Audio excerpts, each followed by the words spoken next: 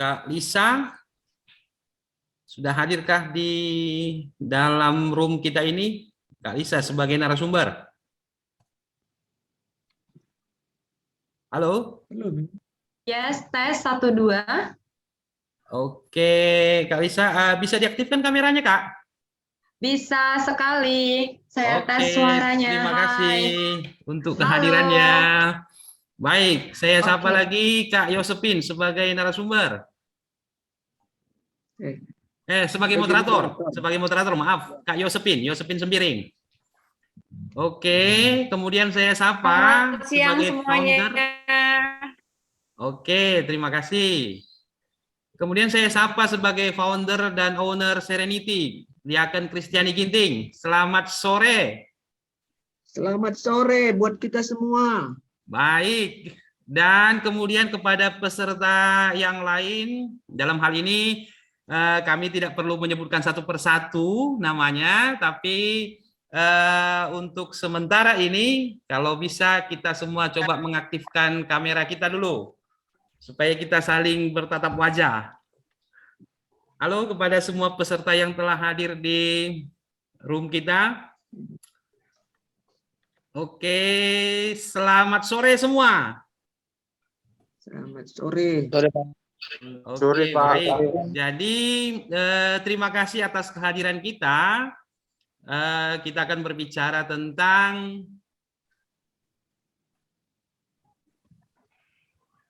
Serenity Class 5.0, di mana fondasi bisnis menjadi berkat.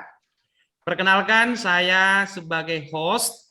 Nama saya Parasian Silitonga, sekaligus juga sebagai IT support untuk Serenity, Rumah Motivasi dan Inspirasi.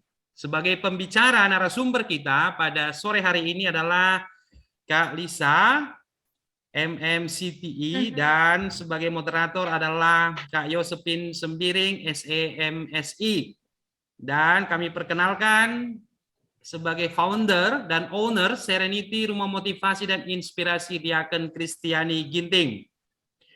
Baik, untuk acara kita yang pertama nanti kita akan membuka acara ini dengan doa pembuka. Dalam hal ini akan langsung saya bawakan. Kemudian nanti yang kedua akan ada kata sambutan sekaligus membuka webinar oleh founder. Kemudian yang ketiga, materi webinar yang akan dipandu oleh moderator Yosepin Sembiring dan tentu narasumber kita Kak Lisa. Kemudian nanti di sela-sela materi akan ada tanya jawab, itu nanti akan dipandu langsung oleh moderator kita. Yang terakhir nanti akan ada penutupan sekaligus ucapan terima kasih yang akan dilakukan oleh founder dan doa penutup. Demikian rangkaian acara kita pada sore hari ini. Baik, untuk tidak memperpanjang waktu, kita akan mulai. Marilah kita berdoa. Puji dan syukur kami haturkan kepadamu ya Tuhan atas segala berkat yang Kau limpahkan kepada kami. Hingga pada saat ini kami bisa melaksanakan aktivitas kami, dan kami bisa bertemu secara virtual dengan teman-teman kami, dengan saudara kami, untuk berbicara tentang fondasi bisnis yang menjadi berkat. Kiranya Tuhan hadir dalam setiap aktivitas kami pada saat ini, mulai dari awal, pertengahan, hingga akhir. Ampuni kami ya Tuhan atas segala dosa dan kesalahan kami, agar kami pantas datang ke hadapan Tuhan. Amin. Baik, untuk acara yang berikutnya, kata sambutan sekaligus membuka acara yang kami serahkan kepada founder sekaligus owner Serenity Diaken Kristiani Ginting. Kami persilahkan. Ya, terima kasih buat host. Selamat sore buat kita semua yang terkasih, semua yang sudah bergabung di Zoom meeting kita, di acara webinar kita pada sore hari ini. Tim Serenity yang bisa bergabung, terkhusus Ibu Lisa sebagai narasumber di webinar kita sore ini. Kami sangat berterima kasih dari tim Serenity kepada Ibu Lisa dan juga moderator Ibu Yosepin. Dalam hal ini kita bisa bekerja sama, yang hari ini kita akan fokus tentang tema kita, yaitu fondasi bisnis menjadi berkat. Sedikit kami mau menguraikan tentang Serenity. Serenity rumah motivasi dan inspirasi yang umurnya masih seumur jagung, lebih kurang 4 bulan. Tapi kami sangat bermimpi bahwa nantinya Serenity ini betul-betul bisa menjadi berkat bagi sesama. Ada 6 bidang yang kami buat, yaitu bidang pengembangan karakter pribadi, ada bidang konseling perencanaan keluarga dan pengembangan anak, ada bantuan hukum, ada juga bidang perempuan dan pertanian, dan hari ini dari bidang tiga yaitu Yosepin membuat satu webinar, memfasilitasi webinar di sore hari ini, yaitu fondasi bisnis menjadi berkat di bawah bidang usaha kreatif dan digital. Adik-adik kami, baik dari Permata maupun yang bergabung pada webinar ini, sangat kami harapkan nantinya hasil dari webinar ini betul-betul bisa menjadi action. Kami mengharapkan adik-adik bukan sekedar ikut dalam webinar ini, tapi betul bisa mengaplikasikan sehingga fondasi bisnis yang akan dimulai menjadi mantap fondasi sukses menjadi entrepreneur. Jadi kami tidak berpanjang lebar memberikan kata sambutan. Dengan ini secara resmi kita membuka acara webinar ini. Selamat mengikuti bagi kita semua. Terima kasih. Sekarang ini memang didorong ya kita semua atau generasi muda itu untuk menjadi entrepreneur gitu ya. Memang ada juga yang sudah punya cita-cita ingin menjadi katakanlah memiliki pekerjaan di sektor lain gitu. Tapi memang pemerintah juga saat ini sedang gencar-gencarnya gitu ya, mendorong agar lebih banyak lagi generasi kita untuk menjadi entrepreneur. Kenapa entrepreneur? Karena entrepreneur ini sebenarnya sering disebut sebagai tulang punggung perekonomian gitu ya. Kemudian entrepreneur juga memiliki kemandirian. Entrepreneur juga adalah orang-orang yang mengeksekusi idenya ya, idenya menjadi produk, produknya menjadi bisnis, bisnisnya bermanfaat bagi orang lain. Apalagi kita ketahui juga sekarang pasar sudah semakin terbuka, pasar sudah semakin luas gitu. Artinya dimanapun kita bekerja, kita memiliki kesempatan untuk memasarkan produk kita. Digitalisasi yang semakin luar biasa gitu. Nah, kebetulan saya juga pelaku usaha gitu ya, juga sudah menjalankan berbagai usaha sejak 10 tahun gitu. Tapi saya juga menyadari bahwa sebagai seorang entrepreneur itu nggak boleh puas sama apa yang sudah dijalani. Jadi setiap hari harus belajar, setiap hari harus menemukan hal-hal baru gitu untuk memantapkan motivasi gitu. Karena kan dunia terus berubah gitu. Jadi kita nggak beradaptasi dengan perubahan tersebut. Dan banyak juga gitu ternyata entrepreneur itu atau menjadi entrepreneur itu hanya kayak ikut-ikutan karena nggak punya dasar, nggak punya fondasi yang kuat gitu. Ikut training, ikut seminar, ikut ini dan itu gitu. Tapi dia nggak punya dasar yang kuat gitu. Kenapa sih dia harus menjadi entrepreneur? Apa sih yang harus dipersiapkan oleh seorang entrepreneur? Dan seterusnya. Nah, kita berkesempatan nih siang hari ini kedatangan tamu spesial ya. Ini teman saya, kita beberapa kali bareng ya di pekerjaan-pekerjaan untuk support pelaku-pelaku usaha dan entrepreneur muda. Well, nah teman-teman 40 menit saya akan ngobrol, nanti Lisa akan sharing screen. 40 menit ini mungkin nanti kita akan lebih dua arah di dalam training sesinya. Thank you banget udah dikenalin sama Kak Yosepin.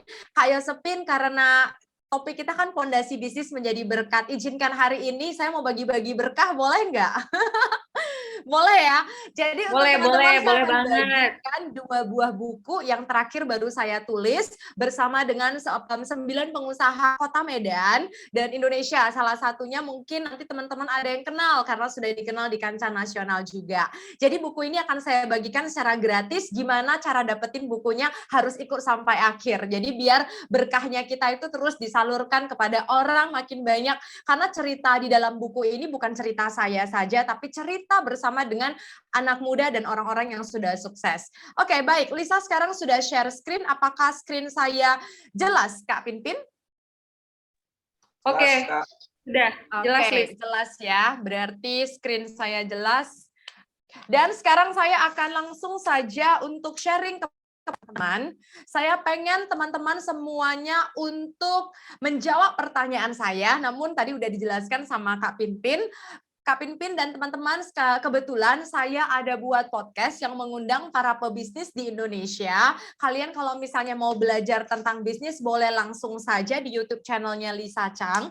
Nanti di situ ada bisnis yang sudah saya undang dari bisnis yang pertama. Misalnya itu adalah jenis bisnis di bidang entertainment, jenis bisnis di bidang wisata, jenis bisnis di bidang kuliner, di bidang pendidikan, dan sudah hampir lengkap. Semoga itu bisa membantu untuk teman-teman mendengarkan kisah mereka, pengalaman mereka bagaimana membangun dan merintis bisnis. Sekarang saya langsung saja mulai. Akan ada 3 cek pengalaman. Saya minta kerjasamanya untuk aktif di kolom chat aja kalau yang ini. Boleh langsung dijawab menurut Anda ya. Cek pengalaman pertama, menurut Anda, apa sih harapan seseorang ketika dia membangun sebuah bisnis? Oke, A, profit besar tapi merugikan orang lain. B, profit kecil namun memberikan manfaat kepada orang lain. C, profit besar namun juga bisa memberikan manfaat kepada orang lain. Boleh coba langsung. Waduh, Kak Pinpin langsung C, Febri C, Sania Catherine Ikhtiar C. Oke, thank you. Ira juga C, Delta juga C. Namanya manusia ya. Kalau bisa profitnya besar juga memberikan manfaat. Itu yang biasanya ditunggu-tunggu sama orang. Tetapi apakah bisnis yang kita jalankan bisakah sejalan dengan seperti itu? Apa juga terkadang ada orang berpikir berat loh Liz, gimana bisa mendapatkan profit yang besar dan juga memberikan manfaat kepada orang lain. Nanti kita sharing bersama. Thank you teman-teman. Aduh, saya paling seneng kalau ketemu dengan semangat yang luar biasa seperti ini. Oke, pertanyaan kedua. Ini nggak ada yang benar dan salah ya. Saya cuma pengen tahu aja dari Anda. Pertanyaan kedua, apa sih ketakutan seseorang dalam membangun sebuah bisnis? Apa ketakutan Anda? Tidak ada modal, tidak ada dukungan, atau tidak berhasil? Wow, oke, ada yang di sini tidak ada dukungan. Wah, ada yang di sini tidak ada dukungan, tidak berhasil ya. Ada yang bilang tidak ada modal juga. Oke, Sandra tidak berhasil. Andika tidak ada dukungan. Oke, terima kasih. Jawaban Anda tidak ada yang benar dan juga tidak ada yang salah karena ini adalah cek pengalaman Anda. Karena tadi seperti yang Kak Pinpin mengatakan ya, mungkin ketika orang membangun sebuah bisnis, saya sama Kak Pinpin kebetulan kita di satu komunitas yang mendukung UMKM lokal juga di Kota Medan. Dari seluruh Indonesia tergantung kelas yang kita masukkan. Nah, dari saat inilah kita bisa melihat bahwasannya banyak sekali ternyata ketakutan-ketakutan orang membangun sebuah bisnis. Ternyata di ruangan ini ada yang juga ketakutan tidak ada modal, ada yang punya ketakutan tidak ada dukungan, ada yang punya ketakutan tidak berhasil. Ketakutan ini nanti semuanya akan kita buang jauh-jauh setelah kita mengerti sebenarnya bisnis yang kokoh itu seperti apa. Kita menuju pertanyaan ketiga, ini nggak ada pilihan. pertanyaan ketiga, saya akan berikan waktu untuk Anda 30 detik sampai 1 menit untuk mengetikkan jawaban berikut ini. Menurut Anda, sebuah bisnis yang ideal itu sebenarnya bisnis seperti apa? Menurut Anda, bisnis yang ideal itu sebenarnya adalah bisnis seperti apa? Coba kita ketikkan terlebih dahulu, saya akan melihat dalam kurun waktu. Oke, dalam kurun waktu yang sesingkat-singkatnya pastinya, untuk memastikan teman-teman semuanya boleh menjawab berdasarkan pengalaman Anda. Menurut Anda itu bisnis yang, oke, Febri bisnis properti, oke, Ernia, bisnis yang disenangi semua orang dengan harga yang murah, bermanfaat untuk semua. Saya catat ya, karena di sini ada yang menyinggung hari ini bicara tentang harga yang murah. Thank you. Di sini bisnis warnet, memiliki modal yang cukup dan bermanfaat untuk semua orang. Oke. Bisnis yang ideal itu Yuriandi, bisnis yang diperlukan oleh orang lain dalam jangka waktu lama seperti sablon, elektronik. Wah, wah, wah. Yogi, bisnis yang bisa berkembang. Coba saya lihat lagi. Catherine, bisnis yang laris di pasaran. Wow, teman-teman semuanya luar biasa sekali ya. Leonardo, bisnis yang mengikuti zaman. Hans, bisnis yang akan diperlukan, oke, bisnis startup. Maka dengan itu mungkin nanti ya saya akan ngajak ngobrol deh kepada satu orang. Ada satu orang, coba mungkin boleh dibuka mic-nya, sharing, saya pengen dengar suaranya. Apa sih yang dikatakan bisnis yang ideal menurut Anda? Boleh satu orang, siapa yang mau kita ngobrol bentar? Ada? Saya, Bu. Oke, silakan. Halo Diki, selamat sore. Diki dari Medan kan? Halo, Bu. Selamat sore. Oke, Selamat sore. tahun baru. Selamat tahun baru. Semoga semuanya semakin baru ya, bisnis baru semuanya baru. Silakan Diki. Menurut kamu apa, gimana? Bisnis yang ideal ini ya bisnis yang bisa memberi manfaat kepada orang lain. Menurut saya, Bu. Oke. Jadi tidak merugikan orang lain lah intinya. Apakah Diki sekarang lagi, maksudnya lagi mengembangkan sebuah bisnis, statusnya atau bagaimana? Statusnya masih kuliah sih, Bu. Tapi ya kalau soal kuliah. perancangan bisnis, kalau perancangan bisnis nanti mungkin ke depan ada lah, Bu. Oke, oke. Kuliah sudah semester berapa, Diki? Ini semester 7. Semester 7, sebentar lagi sudah kelar ya. Saya doakan sampai Amin. sudah lancar, sampai semua yang kamu cita-citakan menjadi impian kamu dan juga bisa memberikan manfaat dan berkat kepada orang lain. Oke, thank you Amin. Diki. Yes, thank you banget. Nah, gini dong, semangat yang luar biasa. Teman-teman, apa sih yang dikatakan dengan bisnis ideal? Yang mengatakan itu ideal itu adalah Anda sebagai seorang pengusahanya. Ketika kita mau membangun sebuah bisnis, kita harus tahu tolak ukur apa yang ingin kita gapai, tolak ukur apa yang ingin kita capai. Karena terkadang tanpa kita sadari, ketika kita membangun sebuah bisnis, kita nggak tahu nih arahnya mau kemana. Jadi kalau saya ditanya, Bu Lisa menjalankan bisnis yang ideal Bu Lisa seperti apa? Mungkin saya akan sesederhana seperti yang dikatakan oleh Diki. Saya sangat setuju. Kalau bagi saya itu bisnis yang ideal itu adalah seperti saya membangun sebuah bisnis yang memiliki pondasi. Karena bagi saya bisnis itu ibarat bangunan. Kenapa saya katakan bisnis ini adalah ibarat bangunan, teman-teman? Butuh pondasi yang kuat nggak membantu bangunan yang kokoh? Sama halnya dengan sebuah bisnis. Saya secara pribadi, kebetulan saya itu benar-benar terjun ke dunia bisnis ya, benar-benar seperti kayak full time itu di tahun 2000, full time itu 2017. Jadi benar-benar full time fokus untuk mengembangkan bisnisnya saya. Tetapi saya sudah menjadi seorang pebisnis ecek-ecek pura-puranya dulu, bantu mama bapak kan biar bisa sekolah juga. Jadi pada kala itu saya masih duduk di bangku SMP 3 SMA. Jadi bisnis pertama yang gue lakukan itu adalah jualan kue. Saya nggak akan pernah lupa jualan kue rumah ke rumah, itu adalah pengalaman yang luar biasa dulunya kalau aku di kampung. Jadi banyak sekali yang orang mengatakan, wah, jadi apakah itu sudah dikatakan bisnis? Jadi butuh pondasi yang kokoh seperti apa loh Kak Lisa? Kenapa dikatakan sebagai bangunan? Coba teman-teman, perhatikan sebuah bangunan. Bangunan yang tinggi dan kokoh dan bisa bertahan begitu lama, pasti memiliki pondasi yang kokoh. Bayangkan kalau kita bangun sebuah rumah, semennya harusnya kita pakainya itu adalah 50 sak.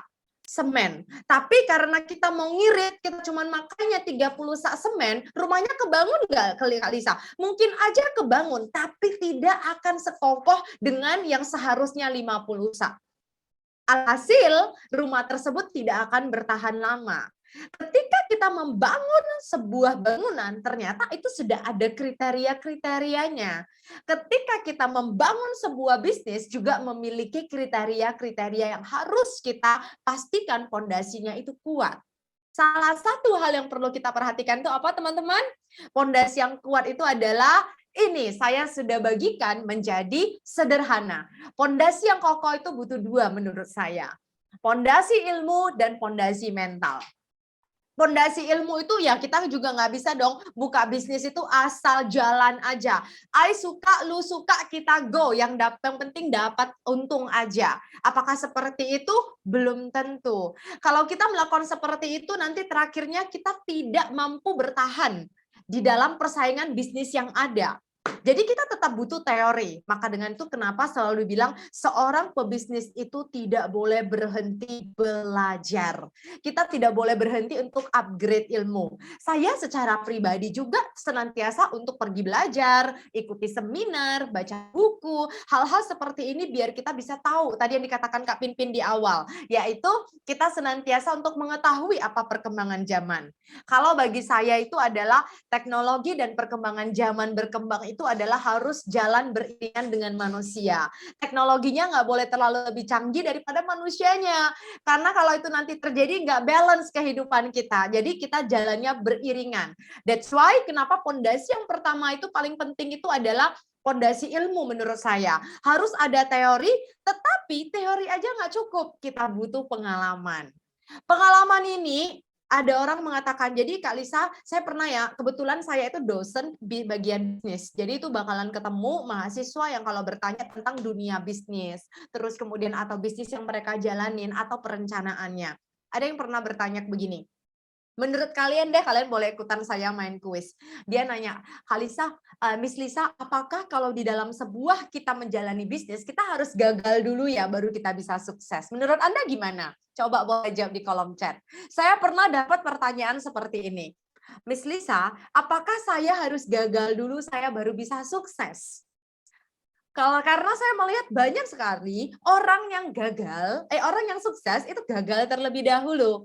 Jadi Miss, apakah kita harus gagal terlebih dahulu? Anda setuju? Kalau setuju, boleh ketik setuju. Saya pengen tahu dari teman-teman, apakah Anda setuju dengan pandangan yang pernah ditanya seperti ini? Apakah Anda setuju dikatakan bahwasannya bisnis, kalau Anda mau menjalankan sesuatu bisnis yang sukses, Anda harus gagal dulu. Setuju atau tidak? Saya menunggu jawaban di kolom chat. Coba kita melihat, ada yang sudahkah menjawab di kolom chat? Oke, masih belum. Saya menunggu. Ada yang, apakah Anda setuju dengan pertanyaan yang saya tadi tanyakan kepada Anda? Bisnis yang sukses adalah bisnis yang pernah gagal terlebih dahulu. Setuju atau tidak? Ermia, setuju. Saya cuma ketemu Ermia. Yang lainnya mana ini? Joseph, setuju. Semuanya setuju, setuju, setuju, setuju, setuju, setuju. Oke. Waduh, yuk Pak. Oke, John juga setuju. Kalau kita katakan kalau bisnis yang namanya gagal terlebih dahulu baru sukses, wah, jadi ini punya satu mindset ketika jalani sebuah bisnis, dia berpikir ya udah nggak apa-apa, kalau udah gagal nanti bentar lagi sukses. Apakah seperti itu juga? Jadi waktu saya ditanyakan seperti ini, saya secara pribadi akan mengatakan bahwasannya agak kurang setuju. Karena kenapa? Karena ya kalau begitu terakhirnya ketika kita baru memulai, kita udah berpikir kita bakalan bisa gagal dulu baru bisa sukses dong. Lebih tepatnya adalah kita bisa belajar dari pengalaman orang untuk menghindari kegagalan-kegagalan yang mungkin bisa terjadi. Namun jika kita gagal terlebih dahulu, belum tentu suatu hari kita akan terus gagal. Dan juga belum tentu kita itu akan sukses. Karena kalau pondasinya cuma pondasi ilmu, hal ini hanya dapatnya satu tiang. Untuk mendapatkan dua tiang ini untuk kokoh, dua-duanya itu harus ada. So, kesimpulannya adalah, apakah kita harus gagal dulu baru sukses? Jawabannya adalah Tergantung, belum tentu. Berdasarkan dari pengalaman saya melihat adalah banyak sekali juga ada yang udah jalani bisnis dia di awal, dia juga udah bisa langsung berhasil. Tapi mungkin berhasilnya konteksnya masih kecil. Bisnis awal yang dia bangun itu berhasilnya masih kecil. Tapi bisnis yang kedua, ketiga yang semakin dia bangun itu adalah bisnisnya lebih berkembang dari bisnis pertama. Karena sudah ada pengalaman. Kalau teman-teman tidak ada pengalaman, tidak perlu khawatir. Belajar dari pengalaman orang lain. Dari mana belajarnya? Banyak ya teman-teman, kita bisa ikut kelas. Maaf ya saya mute-kan. Ada yang suaranya kebuka. Kita bisa ikutan kelas, dan teman-teman sekarang juga boleh tonton podcastnya saya. Saya ada interview banyak sekali kisah-kisah perjalanan bisnisnya mereka, mungkin itu bisa menjadi pengalaman Anda. Bahkan ada yang saya interview di usianya di bawah 30 tahun bisa terpilih menjadi Forbes Forbes Indonesia. Jadi masuk Forbes 30 under 30. Dan itu gimana caranya? Dan itu ada banyak sekali di-sharing oleh mereka, pengalaman mereka. Bahkan saya juga pernah interview kepada salah satu anggota dewan yang gimana sih anak muda juga bisa menjadi bagian dari anggota dewan. Gimana caranya dia bisa fight dan all those things. Jadi untuk teman-teman, pondasi yang pertama itu adalah Anda bisa memiliki pondasi ilmu. Teorinya boleh Anda dapatkan mungkin di kampus, praktek lapangannya itu mulai dari sekarang kalau misalnya ada acara di gereja, ada acara di komunitas, kalau ada apapun ambil pengalaman itu. Karena pengalaman inilah yang akan membantu Anda untuk membangun jaringan Anda lebih luas. Contoh hari ini saya bertemu dengan 82 saudara saya yang baru di teman-teman di Serenity. Oke, jadi itu yang pertama adalah pondasi ilmu. Nah, pondasi mental ini yang biasanya agak berat. Kenapa agak berat? Karena ini tidak bisa didukung oleh siapapun. Ini harus dimulai dari diri sendiri. Kenapa saya mengatakan pondasi mental itu adalah keberanian dan keyakinan. Bayangkan kalau misalnya udah pinter nih teorinya, tapi nggak punya keberanian untuk menjalani sebuah bisnis. Bisa? Nggak akan bisa. Nggak punya keberanian mengambil keputusan juga nggak akan bisa. Nggak punya keberanian untuk melangkah lebih maju. Nggak akan bisa. Jadi kalau pinter ilmu, pinter juga praktek dan lapangannya nggak punya keberanian, hasilnya juga akan useless. Tidak ada sama sekali. Saya kasih teman-teman contoh diri saya sendiri. Saya secara pribadi benar-benar untuk full time itu adalah 2017. Awal saya membangun bisnis ini, SML One itu bukan karena saya itu resign dari kantor, terus kemudian saya membangun bisnis, jawabannya tidak. Saya resign karena memang saya mau fokus di dunia pendidikan, yaitu di dunia pengajaran. Jadi fokusnya di dosen. Pada kala itu saya pada saat mau fokus, tiba-tiba saya dapat tawaran untuk membangun bisnis yang bisa memberikan manfaat kepada orang banyak. Bersyukur pada kala itu saya ingat tentang pondasi mental ini. Saya berpikir kalau enggak sekarang kapan lagi. Dan kala itulah saya memantapkan keberanian saya walaupun saya memiliki modal yang sangat pas-pasan dalam bentuk uang. Karena di dalam dunia saya itu mungkin uang itu nggak segitu banyak kan. Tapi pada kala itu yang pernah saya ingat itu adalah dari buku yang pernah saya baca. Kata kuncinya adalah kalau saya sudah punya keberanian, dengan modal seminim mungkin kita bisa mulai. Oke, nanti saya kasih Anda tips hari ini tentang MVP yang lagi ngetren, tentang minimum viable product yang lagi ngetren, dan itu bisa Anda gunakan untuk mengembangkan bisnis Anda. Oke, kalau Anda yang tadi jawabnya adalah tidak ada modal. Oke, next, keyakinan. Apa yang dimaksud dengan keyakinan? Ini yang paling susah juga. Ada orang tanya, kenapa sih kalau orang bangun bisnis itu hidup redup itu kayak kita beli lampu lo kelap-kelip aja. Itu paling nggak boleh teman-teman. Kalau kita menjalani bisnis, keyakinan juga kelap-kelip. Semangatnya kelap-kelip. Caranya bagaimana untuk memiliki pondasi mental yang kuat? Sering-seringlah Anda berada di lingkungan yang positif. Salah satunya adalah berada di komunitas rumah ibadah, itu juga memberikan Anda luar biasa, dukungan yang luar biasa. Makanya kita harus punya keyakinan yang kuat supaya antusiasnya tetap ada, semangatnya tetap ada. Ketika kita lagi merasa down, kita tahu ada hal yang bisa dievaluasi. So, inilah pondasi yang penting banget menurut saya untuk teman-teman, yaitu memiliki pondasi mental dan pondasi ilmu. Kalau menurut saya pondasi mana yang paling lebih penting? Kalau saya secara pribadi saya akan mengatakan pondasi mental, karena itu dimulai dari diri Anda. Gimana dengan teman-teman? Pondasi kokoh ini kan ada dua. Menurut Anda, mana yang lebih penting? Oke, saya pengen Anda mungkin boleh kasih jawaban ke saya. 1 atau 2, pondasi mental atau ilmu. Oke, Birgita langsung mental ya. Ya. Tetapi balik lagi, kalau saya merasa itu mental, balik lagi rumah ini tiangnya harus sama balance. Kalau mentalnya kuat, kita punya ilmunya juga kuat, maka rumah ini akan luar biasa kokohnya. Jadi dua-duanya sama-sama semangat ya. Jadi dua-duanya harus benar-benar kuat sekali pondasi ini. Karena ketika mentalnya kuat, punya keberanian, tapi tong kosong kan hasilnya juga useless. Hari ini nanti kita belajar ilmunya juga, nggak perlu khawatir. Jadi kita hari ini kupas tuntas. Oke? Jadi pondasinya kedua-duanya, tetapi memang tak pungkiri dari pengalaman saya menjadi seorang business coach yang saya temukan itu sebenarnya nggak banyak di pondasi ilmu sih. Ilmu itu bisa didapat dari mana, tapi biasanya itu di pondasi mental. Apalagi banyak sekali bisnis yang maaf ya, drop pada saat di masa pandemik awal tahun 2020 di bulan Maret. Itu saya kan kebetulan itu buka training center. Training center saya itu memang sudah dibuka, mungkin Kak Pimpin tahu di kantor lama. Jadi Februari 2020 saya itu sewa gedung baru, kita pindah di gedung baru. Kalian tahu nggak sih? Februari Maret 2020 saya peresmian gedung baru.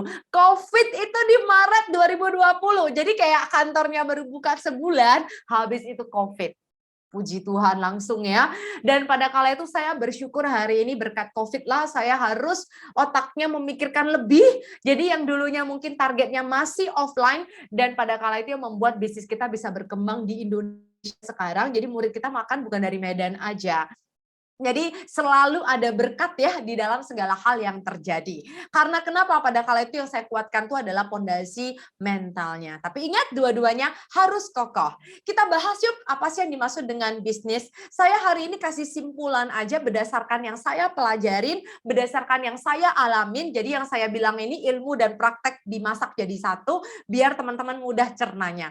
Kalau kita ngomong bisnis itu udah pasti bisnis itu kalau kita bilang itu adalah sebuah organisasi untuk mencari profit dari produk atau jasa yang Anda tawarkan. Benar? Kan sesederhana itu kan. Bisnis itu adalah sebuah organisasi mencari profit dari produk atau jasa yang Anda tawarkan. So, kalau saya tanya kepada Anda, bisnis itu nggak jauh-jauh dari perencanaan. Nggak ceritanya itu kalau dulu waktu kita belajar bisnis di kampus itu akan diajarkan namanya canvas model bisnis, oke, atau business plan. Kalau kita cerita bisnis plan itu banyak sekali. Ada perencanaannya sangat mendetail, itu bahkan sampai 7-8 poin. Hari ini saya buat sampai 3 poin aja, jadi teman-teman ingat. Bisnis itu pasti punya organisasi. Organisasi itu artinya punya orang, ada manusianya lah. Kalau misalnya hari ini saya tanya, Jeffrey hari ini kamu bisnis apa? Terus Jeffrey bilang, oh saya hari ini bisnisnya adalah jual makanan ke seluruh Indonesia. Yes, itu bisnis. Tapi kalau cuma Jeffrey yang masak, terus kemudian Jeffrey yang semuanya dia ngasih, dan dia lakukan semuanya dari marketing dan semuanya, maka organisasinya belum sekuat itu. Dan intinya kita itu ada perbedaan namanya bisnis dan self-employment. Self-employment tuh ya bekerja untuk diri sendiri, kita branding diri kita sendiri. Sedangkan bisnis itu ada timnya, jadi itu organisasi. Nah, yang kedua, apa yang dikatakan dengan bisnis? Kalau tadi kan saya bilang, suatu organisasi yang mencari profit dari menjual barang atau jasa produk mereka. Berarti ada organisasi, ada timnya. Ada jasa atau produk yang ditawarkan dan ada profitnya.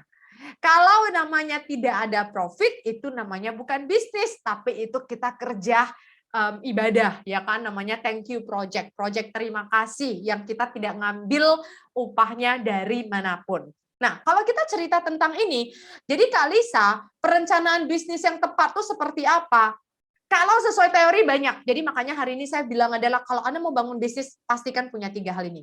Punya organisasi, punya jasa atau produk, punya profit. That's thing. Harus tahu cara perhitungan semuanya. Oke? Nah, apakah kita perlu ide Kak Lisa membangun bisnis? Tentu iya, kita perlu ide seperti apa. Nah, kalau kita bilang ide, Anda nggak usah pusing-pusing tentang idenya. Yang tadi arti dari sebuah bisnis saya bagi menjadi 3. Saya bahas kepada teman-teman yang hari ini udah menjalani bisnis.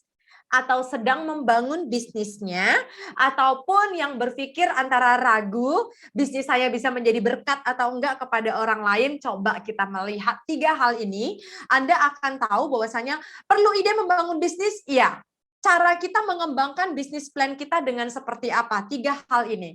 Yang pertama itu dengan produk. Nggak mungkin produk itu nggak ada, gimana produk itu nggak ada apa yang dijual. Jadi produk itu dibagi menjadi 2, jasa maupun good or service. Jadi itu jasa atau bentuknya produk. Jadi jasa itu seperti misalnya orang buka bisnis agency. Oke, dia menawarkan jasa fotografi, jasa videografi, jasa penyanyi misalnya. Nah, mungkin dia akan membuat sebuah agensi itu bentuknya adalah jasa. Tetapi kalau contohnya juga misalnya hari ini saya membangun training center yang kami tawarkan itu juga ini adalah ketika orang datang berkonsultasi, ya itu yang kami tawarkan adalah jasa. Oke, ada juga bentuk bisnis yang namanya bentuknya produk. Contoh, saya hari ini menawarkan adalah produknya termos gitu ya, itu namanya produk. Kata kuncinya adalah ketika kita mau membangun sebuah bisnis itu adalah apa teman-teman? Produknya. Produk itu adalah nilai apa sih yang bisa kita tawarkan. Oke, nilai apa sih yang bisa kita tawarkan kepada customer kita, kepada klien kita. Nah, sekarang saya pengen nanya kepada teman-teman, mungkin boleh bantu saya chat di kolom chat gitu ya. Kalau Anda sekarang lagi menjalankan bisnis, boleh dong share produk Anda itu apa? Sekalian Anda boleh kenalin produk Anda di dalam room chat ini. Tetapi kalau misalnya Anda masih belum membangun bisnis, pengennya membangun bisnis, kira-kira Anda mau pilih yang mana? Berbentuknya good or services. Bentuknya itu jasa atau produk. Kalau dia bentuknya jasa, tulis jasa apa. Kalau dia bentuknya adalah produk, tulis produknya apa. Oke, coba saya pengen tahu di sini. Boleh bantu saya chat di kolom chat. Kalau Anda punya kesempatan membangun bisnis, Anda pengen bangun bisnis apa? Silakan ketik di kolom chat. Dalam bentuk produk ya, produknya boleh jasa, produknya juga boleh yang namanya barang. Kalau misalnya Anda sudah punya bisnis, Anda boleh tulis lagi di kolom chat bahwasannya bisnis yang Anda bangun itu adalah bisnis apa. Saya pengen tahu ada berapa banyak. Oke, Birgita sudah langsung ya. Wow, bisnis daster Bali ya di Rumah Dress Collection. Wah, sukses ya untuk bisnisnya. Oke, Jevanya akan bisnis coffee shop. Nah, bisnis coffee shop ini dalam bentuk yang mana? Berarti adalah restoran, berarti adalah jasa. Oke, jasa memiliki keahlian fotografi. Oke, great Jane. Skincare, ini teman-teman udah ada yang promo ini. Boleh langsung di add Instagramnya, salam kenal, kita saling dukung saudara kita untuk membangun bisnisnya, sehingga bisnis mereka juga bisa berkembang dan bisa menjadi berkat untuk banyak orang juga. Jevanya, satu Respect Coffee. Oke, udah langsung ya. Pengen melakukan bisnis pakaian. Nah, John, ini mungkin nanti John harus berpikir nih. John ini mau bisnis fashionnya sebagai supplier atau Johnnya hanya bisnis ambil brand orang dan terus kemudian kamu jual sendiri. Jadi itu akan lebih jelas lagi John. Jadi nanti ke depannya John sepulang ini udah mikir nih, saya ini mau fokus di bagian yang mana. Oke? Terus bisnis cafe resto. Sekarang kita belajar lagi. Ini udah tahu ya bisnisnya apa, saya naik level lagi. Kira-kira kalau misalnya Novran itu bangun bisnis cafe resto, nilai apa yang ingin ditawarkan oleh Anda ketika membangun sebuah bisnis tersebut? Produk yang Anda tawarkan. Jadi di dalam kata kunci produk itu ada nilai yang Anda tawarkan. Boleh satu orang sharing mungkin yang udah bangun bisnis, saya pengen tahu apakah udah tahu nggak sih value yang kamu tawarkan di dalam bisnis Anda itu apa? Saya kasih contoh. Contoh, misalnya bisnis yang saya jalankan saat ini adalah training center. Saya membuka sebuah training center SML1 Indonesia. Maka nilai yang saya tawarkan kepada orang-orang yang datang kemari itu adalah orang-orang sepulang mengikuti kelasnya di SML1, mereka akan menjadi pribadi yang lebih baik daripada sebelumnya. Maka dengan itu, kenapa nilai yang kami tawarkan itu adalah making you better you. Kami berharap orang-orang yang mengikuti kelasnya kami itu menjadi pribadi yang lebih baik dari sebelumnya dan tentunya memberikan manfaat kepada orang lain. Dan itu adalah value yang ditawarkan. Nah, sekarang bolehkah satu orang udah ada belum sih Anda punya produk itu udah ada nilainya enggak? Kenapa saya pengen tahu ini? Tadi di awal ada yang bilang begini nih. Tadi saya ada catat ya. Tulisnya adalah harga murah. Karena kalau bisnis fokusnya adalah kepada harga, bukan salah. Karena kalau kita cerita tentang harga, murah dan mahal itu bentuknya adalah relatif. Sama seperti orang bilang cantik dan ganteng itu relatif. Menurut saya cantik belum tentu menurut Anda. Menurut Anda ganteng belum tentu menurut saya. Sama dengan harga. Maka dengan itu ketika kita membuat nama produk, kita harus tahu value-nya itu apa yang kita tawarkan. Tidak hanya semata-mata dengan harga. Tadi yang saya katakan, value yang saya tawarkan dalam training center itu adalah seperti ini. Oke, nah sekarang saya pengen dong satu orang boleh di-unmute sharing dari bisnis tekstil Anda, mungkin cafe resto, udah ada belum value yang ditawarkan? Nilai yang ditawarkan, boleh satu orang mau unmute? Ada? Nggak apa-apa, nggak ada benar dan salah, kita ngobrol. Ada satu orang mau ngobrol kita bareng di topik yang pertama bagian produk? Coba di sini. Ini nggak ada yang unmute ya, saya belum lihat mukanya. Tak ada yang bersuara langsung di sini. Ada satu orang mau kita ngobrol. Mungkin saya pengen ini deh, yang tadi paling awal sekali bantu saya jawab. Nah, mungkin ada yang nanya, Kak Lisa, apa yang cara menentukan nilai yang bisa kita tawarkan itu apa? Good questions, oke? Nilai yang bisa kita tawarkan itu adalah sesuatu yang pastinya berbeda dengan orang lain dan tolak ukurnya itu bisa kamu sajikan dari produk bisnisnya kamu aja. Mungkin saya pengen ngobrol sama Birgita. Birgita, selamat sore. Ada Birgitanya di sana? Ada Birgita? Waduh, ini ada yang live langsung. Aduh, aku bukan kayak ngajar ya, tapi saya kalau nggak ngobrol kayaknya ada yang kurang Kak Pinpin. Jadi kayaknya langsung mau bertanya. Jadi kasih yang terbaik. iya, karena kalau misalnya saya nggak ngobrol, terakhir saya cuma bilang nilai, terus kamu nggak dapet contoh di bisnis kamu kan. Coba satu orang, jadi saya bantu Anda untuk tahu nilai apa yang ingin kamu tawarkan. Birgita mau? Mungkin dengan Birgita? Birgita tidak menjawab. Mungkin yang di sini yang udah jawab tadi ada satu orang? Ada satu orang bersama dengan saya? Oke, tidak ada ya, sepertinya masih malu-malu. Oke, jadi kalau misalnya masih malu-malu, ini udah ada yang keluar unmute ini. Siapa ini? Ada? Oke, saya langsung di sini. Oke, mungkin masih belum ada, dia mainnya di chat box aja ya nantinya. Enggak apa-apa, kalau misalnya ada masih merasa malu tentang tanya tentang nilai apa yang bisa ditawarkan, nanti kalian boleh DM. Cuma takutnya kalau nanti ter-DM kan, kita masih belum bisa ngobrol panjang. Jadi kalau di sini kan kita bisa ngobrol. Nah, gini, kalau untuk menentukan produk, intinya Anda tahu sih apa yang kamu tawarkan itu bukan hanya semata-mata dengan harga aja. Tapi cari value-nya. Oke, nilai ini akan berbeda yang nggak ada mungkin di tempat orang lain yang bisa kamu berikan hanya di bisnis kamu aja.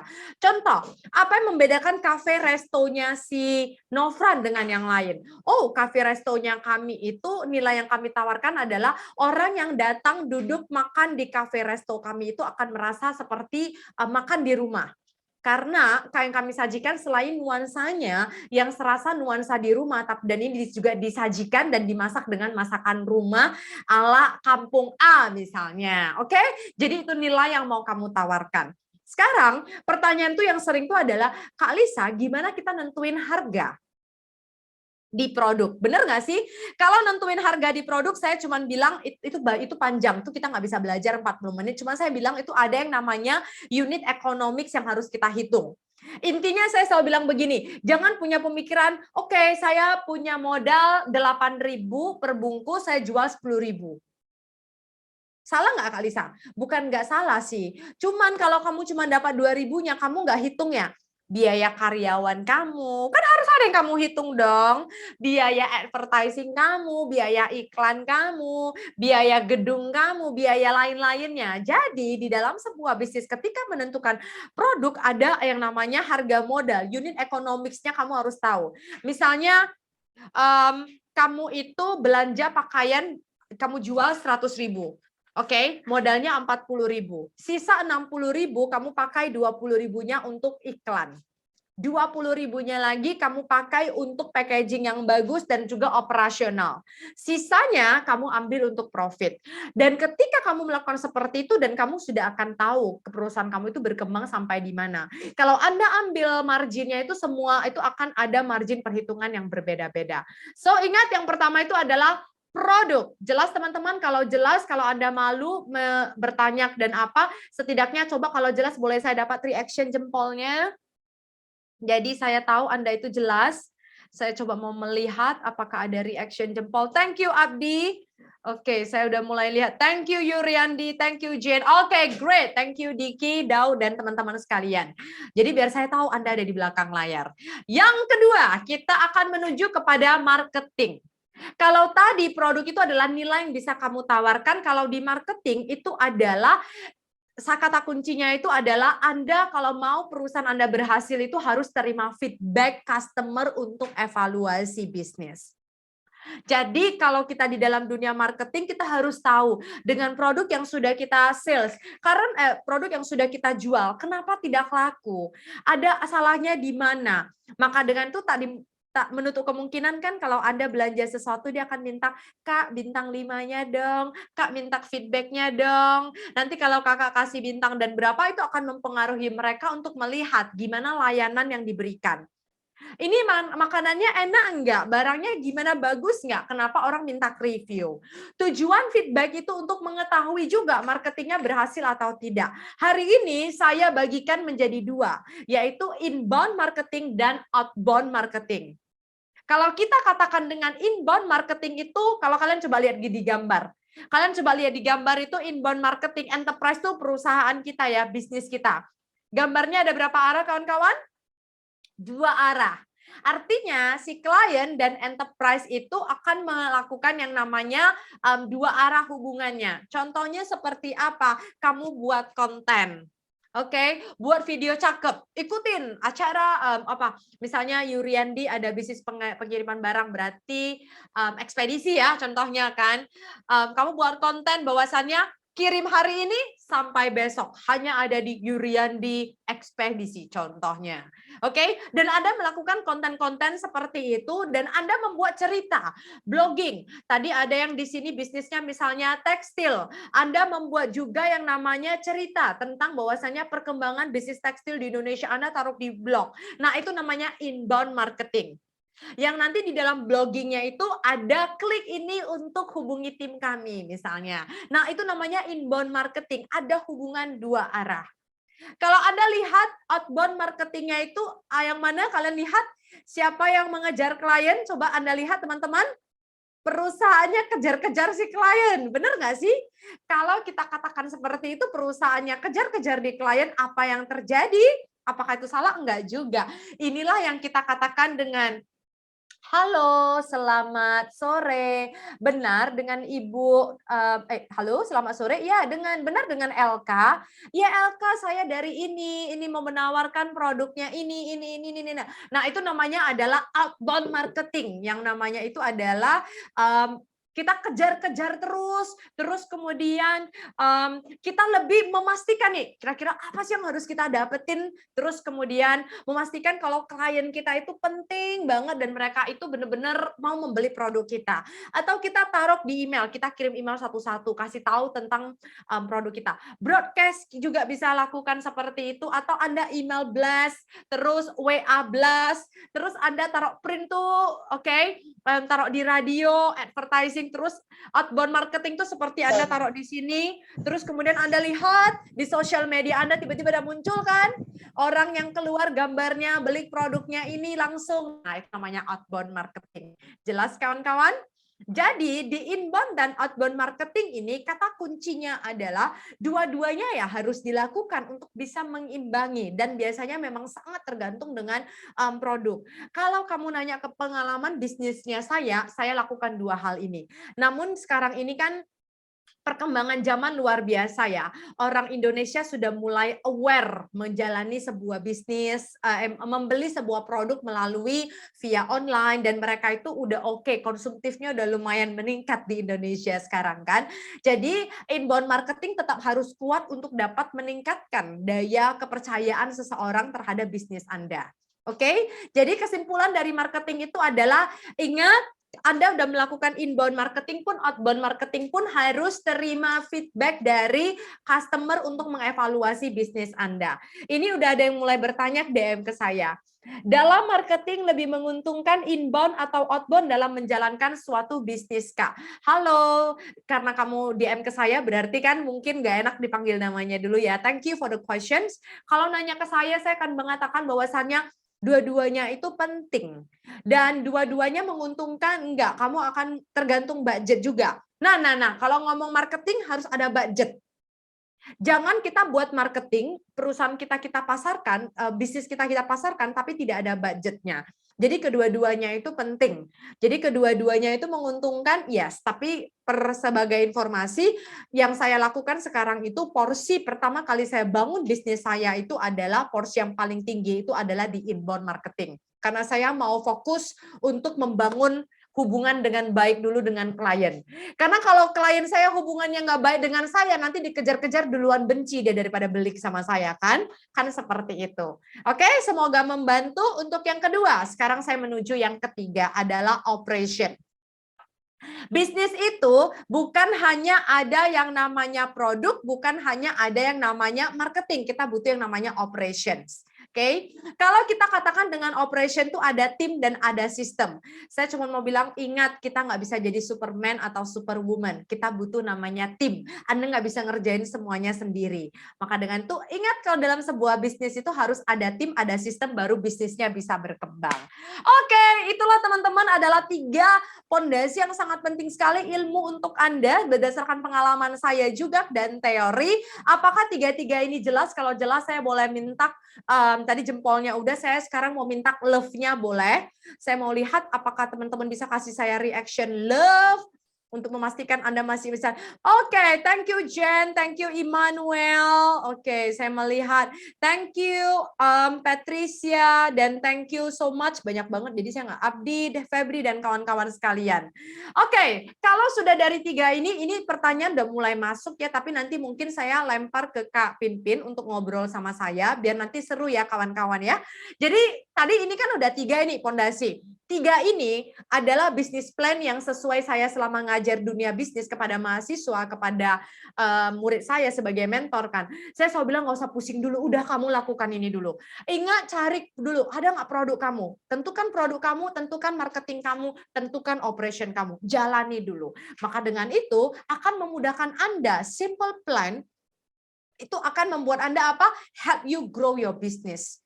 Terlalu banyak perencanaan. Terakhir kalau dulu ya saya pernah pernah dapat satu pepatah, dikatanya begini, Lisa, dalam hidup itu kalau mau bangun bisnis kalkulatornya jangan terlalu lama digantung di leher. Saya itu nggak ngerti pada kala itu maksudnya apa, dan sekarang saya ngerti nggak sih kalau dibilang kalkulatornya jangan terlalu lama tergantung di leher?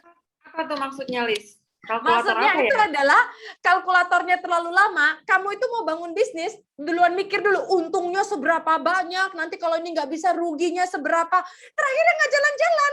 Iya kan Kak Pinpin kan? Nggak bisa, itu si tetangga jual lebih murah, cari lagi ini. Terakhirnya Anda nggak akan bisa berkembang. Karena apalagi zaman sekarang, bukan yang besar makan yang kecil. Sekarang orang kecil pun bisa jadi orang besar karena zaman sekarang yang cepat memakan yang lambat. Setuju teman-teman? Sekarang itu ada ide, makanya kan Kak Pinpin pernah dengar ya pepatah bilang gini, kalau orang yang sukses sekarang bukan adalah orang yang punya ide brilian, tapi lebih tepatnya orang-orang yang mampu mengimplementasikan ide briliannya. Coba, pernah terpikir bagi kita kalau suatu hari itu kita duduk, terus kemudian mau makan apa aja, pegang handphone kita pesan, mungkin dari Anda juga pernah punya ide seperti ini dulunya. Tapi mungkin tidak kan kita mungkin pernah duduk-duduk santai. Keren juga ya kalau duduk-duduk pengen makan apa, tinggal aja pegang handphone, makanan sampai depan mata. Mungkin pernah terpikir seperti itu, tapi tak diimplementasikan. Yang terjadi, ya bisnis itu idenya menjadi ide-ide orang lain. Karena orang yang sukses itu orang yang langsung merencanakan dan langsung mengimplementasikan. Maka itu saya selalu bilang, jangan rumit-rumit hidup ini, disederhanakan aja. Bisnis juga begitu. Yang penting bisnis kita tidak merugikan orang lain. Saya selalu bilang, kalau ada mahasiswa yang nanya ke saya, Miss, saya mau bisnis ini, bagaimana pendapat Miss? Saya selalu bilang, bisnis ini yang penting memberikan berkat untuk kamu, juga berkat untuk orang lain, dan let's go. Yang penting jangan kamu bangun sebuah bisnis, ada orang yang dirugikan. Karena kalau ada orang yang dirugikan, kau nggak didoakan, aku bilang. Bisnis kamu nggak didoakan kepada banyak orang, makin sulit kamu berkembang. Jadi bisnis itu harus memberikan sama orang itu adalah manfaat. Oke, jadi simple plan. Hari ini Kak Pinpin dan kawan-kawan, saya kasih Anda sebuah bonus. Bonusnya itu adalah apa? Sekarang mungkin Anda tahu tentang MVP yang lagi ngetren ya, tentang minimum viable product. Jadi teman-teman, ini saya ambil dari usahasosial.com yang mungkin bisa membantu untuk teman-teman. Zaman sekarang, kalian pernah lihat nggak kemarin ada yang ngetren, seorang anak SD kelas 4, dia gambarnya terus dia tes jual. Dan itu terjual sekitar 200-an dari hasil gambar dia dengan harga yang minimum.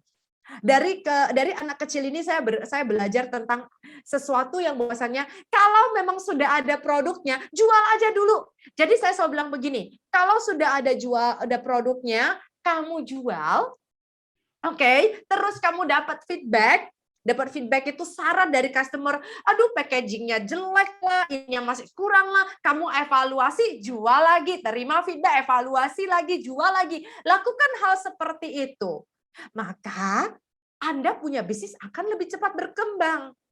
Karena zaman sekarang, kalau Anda menunggu sampai sempurna itu, pas kamu mau opening, kamu bilang begini, ya si A udah duluan buka, si B udah buka di situ tetanggaku, coba aku duluan buka. Itu kan udah ideku. Lambat kan Kak Pinpin? Bener ya, yang cepat memakan yang lambat ya. Benar kalau zaman sekarang. Jadi cerita anak SD ini, makanya kenapa sekarang itu MVP itu udah ingatin kepada para pebisnis milenial. Nah, MVP ini banyak digunakan untuk bisnis startup. Untuk anak milenial dan anak muda, untuk bisnis startup. Jadi ini adalah sebuah teknik yang memang dilakukan untuk pengembangan produk. Jadi biasanya untuk orang-orang udah buat dulu, terima feedback, evaluasi, buat lagi, terima feedback, evaluasi, dan itu akan semakin berkembang dan semakin berkembang. Jadi saya biasanya sederhanakan seperti itu yang dikatakan dengan MVP. Dominan memang banyak digunakan oleh startup. Kita kasih contoh case. Ini contoh case-nya adalah yang saya dapat dari usahasosial.com. Beliau mengatakan contohnya ini adalah, Budi punya ide mau buat keripik ubi jalar yang unik. Kemudian Budi mulai identifikasi apa itu unik. Nah, inilah yang tadi saya bilang value-nya ya. Dia udah mulai cari tahu apa itu yang unik. Nah, bagaimana karakteristik unik itu? Alhasil, Budi mengidentifikasikan uniknya dengan rasa yang unik dan kemasan yang unik ataupun promosi yang unik. Rasa unik itu diidentifikasikan sebagai rasa yang belum pernah ada sebelumnya. Terus Budi pun mulai coba keripik ubi jalar rasa ayam panggang, rasa susu, rasa ikan asin. Itulah yang disebut sebagai proses membuat minimum viable product, MVP-nya. Setelah itu Budi mulailah membuat keripik prototipe awal keripik ubi jalar tersebut. Lalu dia coba dulu jual ke tetangganya. Kak Pinpin, aku baru aja tes buat ini, coba dulu gitu kan. Dicoba dan dia tes. Dan dia tanya, Kak Pinpin gimana tadi ubinya? Aneh kali ku tengok ya, adanya ubi jalar rasa susu. Kayaknya ada kurang asinnya misalnya. Oh iya, dapat seperti itu sarannya. Kamu modif lagi. Coba tadi kalau kamu ada naruh bumbu. Dan kamu akan dapat. Dan proses ini kamu akan lakukan berulang kali. Sehingga hampir semua saran dan kritik kamu tampung. Ingat, kamu tampung, kamu saring ya. Jangan kamu tampung, kamu ikuti semua juga. Kan belum tentu semuanya juga memberikan dampak yang positif. Kamu tampung, kamu jadikan sebagai produk final. Sederhana kawan-kawan, dapat ya kalau dari contoh seperti ini. Jadi kita identifikasi dari karakteristik kita produk, kita kembangkan produk awal, kita lakukan uji coba, kumpulkan saran, produknya udah menjadi lebih baik. Dengan seperti ini, teman-teman yang ragu menjalankan bisnis nggak ada modal, nggak ada ceritanya nggak ada modal, asal mau gitu loh. Kalau kita memang punya jiwanya jadi pengusaha, bagus. Karena pengusaha itu Anda bisa membuka lapangan pekerjaan untuk orang banyak juga. Oke, nah dengan ada MVP ini saya gabungkan dengan sederhananya adalah jual produk Anda, terima feedback, evaluasi, inovasi. Balik lagi, jual, terima feedback, evaluasi, inovasi. Jual, terima feedback, evaluasi, inovasi. Sekarang udah ready membuat yang namanya minimum viable produk Anda? Nah, kalau Anda sudah ready, maka dengan itu ingat tantangan di 2022 ini adalah sesederhana ini. It is not big, it is small, but it is the fast, it is slow. Bukan yang besar memakan yang kecil, tapi zaman sekarang menghadapi tantangan bisnis itu adalah yang cepat memakan yang lambat. Jadi ya cepat itu bukan berarti tanpa perencanaan, tapi perencanaannya sederhana, jangan seruah itu. Yang penting tadi udah ada 3. Perencanaan kita memiliki yang namanya produk, kita memiliki marketing, kita memiliki operation. Produknya mau jasa atau bentuknya bentuk produk, marketingnya inbound dan outbound. Kita mau punya yang terakhir adalah apa teman-teman? Operation, berarti ada tim dan ada sistem. Habis itu dijalankan bisnis Anda boleh mulai dengan MVP. Caranya adalah buat produknya, terima feedback, evaluasi, dan inovasi. Dengan Anda melakukan seperti ini, maka Anda sudah membangun sebuah bisnis yang akan kokoh sekali karena pondasi ilmunya sudah kuat, pondasi keyakinan Anda mental sudah kuat karena udah terima feedback terus kan. So, saya akan simpulkan pada sore hari ini, pondasi bisnis yang menjadi berkat itu adalah bisnis yang memiliki nilai dan memberikan manfaat. Apa yang dimaksud memberikan nilai? Jadi saya tergantung ya, setiap orang punya kepercayaannya masing-masing. Kalau saya secara pribadi, kalau saya meluncurkan sebuah usaha atau bisnis, saya akan bertanya kepada diri saya, apa yang akan didapatkan oleh si customer ketika dia menggunakan produk saya? Karena si customer saya udah cari uang jeripaya membayar produk saya, membeli produk saya, harus dong ada yang saya berikan kepada dia. Dan saya akan tanya juga, apa nilai yang dia dapatkan dan bisa dia terapkan juga. Sama halnya, bukan berkat untuk orang lain, tapi tidak berkat untuk diri sendiri, tapi kita juga memberikan bisnis yang memberikan nilai untuk kita. Kalau saya akan bertanya adalah, bisnis yang memberikan nilai untuk diri sendiri itu adalah kita nggak merasa stres kalau jalani bisnis. Tapi kita jalani dengan sukacita. Kita jalaninya itu dengan gembira. Karena kalau kita udah stres duluan, percayalah jauh nanti rezeki itu. Nah, caranya bagaimana? Ketika Anda tahu bisnis yang kamu jalankan itu bisnis yang halal. Bisnis yang tidak merugikan orang lain. Karena bisnis yang merugikan orang lain akan bisnis yang membuat kamu banyak uang, nggak bisa tidur. Nah, kan sekarang kita mau cari adalah bisnis yang profitnya besar dan juga bisnis tersebut bisa memberikan manfaat kepada orang lain secara banyak. Caranya bagaimana? Ya, bisnis tersebut memang memiliki nilai untuk diri Anda dan untuk orang lain. Memberikan manfaat untuk diri Anda dan juga orang lain. Oke? Nah, teman-teman, saya akan tutup. Anda bisa dapatkan dua buku pengusaha sukses cek. Anda boleh cek di YouTube channelnya saya. Anda boleh tonton episode yang manapun. Anda setelah selesai tonton, boleh komen di episode manapun. Setelah Anda komen, Anda boleh share di Instagramnya saya. Kak Lisa, saya sudah komen dan saya sudah tonton. Tujuan saya meminta Anda nonton biar Anda melihat Anda di bagian bisnis yang apa. Kalau memang dia adalah di bisnis, Anda lagi bisnis kuliner, coba Anda lihat di sana ada nggak yang bisnis kuliner. Di situ ada bisnis usaha mobil. Dan Anda lihat apakah, oh sama, saya mau ambil yang mana. Atau Anda mau terinspirasi yang mana. Bahkan terakhir saya interview untuk bisnis bisnis limbah pabrik. Kak Yosepin. Jadi itu bisnis limbah itu dulu berbau isu lingkungan ya? Ya, berbau isu lingkungan. Jadi mungkin dulunya bisnis limbah ini nggak akan dilirik karena kenapa orang suka ngambilnya dari luar negeri. Tapi sejak pandemi kan nggak bisa masuk orang luar negeri kan. Di saat itulah mulai mereka engineering di Indonesia udah akan juga berkembang.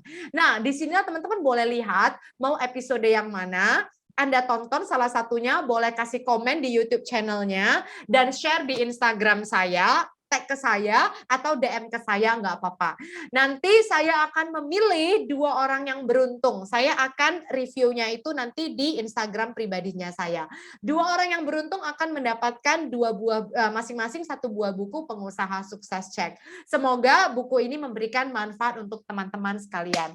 Oke, sampai di sini kita bisa berjumpa di sosial media, di TikTok, di Instagram, ataupun di YouTube channelnya saya. Thank you very much. Semoga ini bisa menjadi berkat untuk teman-teman. Ini ada yang DM saya pertanyaan. Pertanyaan boleh DM juga ke Kak Pimpin ya. Ini Karena ada yang kalau ke saya ya. nanti nggak terjawab Sementara semua. kan bisa dibaca sama-sama pertanyaan. But anyway, Iya. terima kasih Lisa buat semangat kamu, energi kamu yang luar biasa yang udah ditransfer ke kita semua siang hari ini. Kita sudah sama-sama mendengar ya bagaimana Kak Lisa ini benar-benar, ini sebentar ya, kenapa? Oke, sebentar ya, sebentar. Kak Lisa ini benar-benar menceritakan pengalamannya. Becak lewat, bentar.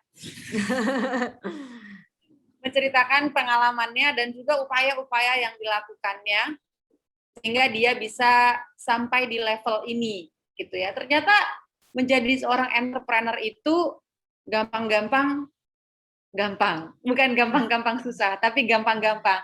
Tergantung kepada siapapun yang memang memiliki persiapan, ya. Artinya memang ketika ingin menjadi seorang entrepreneur, bekalnya itu harus 2 ya, Lis.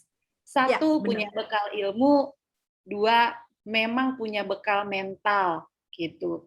Dan saya setuju ya dengan Lisa. Artinya apabila kita tidak memiliki fondasi atau dasar yang kuat, kenapa kita menjadi seorang entrepreneur itu pasti perjuangan menjalankan apapun pekerjaan itu berat. Karena saya juga mengalami itu, ya. Mengalami dalam arti rugi gitu. Karena rugi itu ternyata adalah bagian dari perjuangan untuk membangun sebuah produk juga gitu. Jadi ketika kita mau menjadi entrepreneur ya jangan mikir untung-untung terus gitu, karena ada proses yang mesti kita lalui sampai akhirnya kita memiliki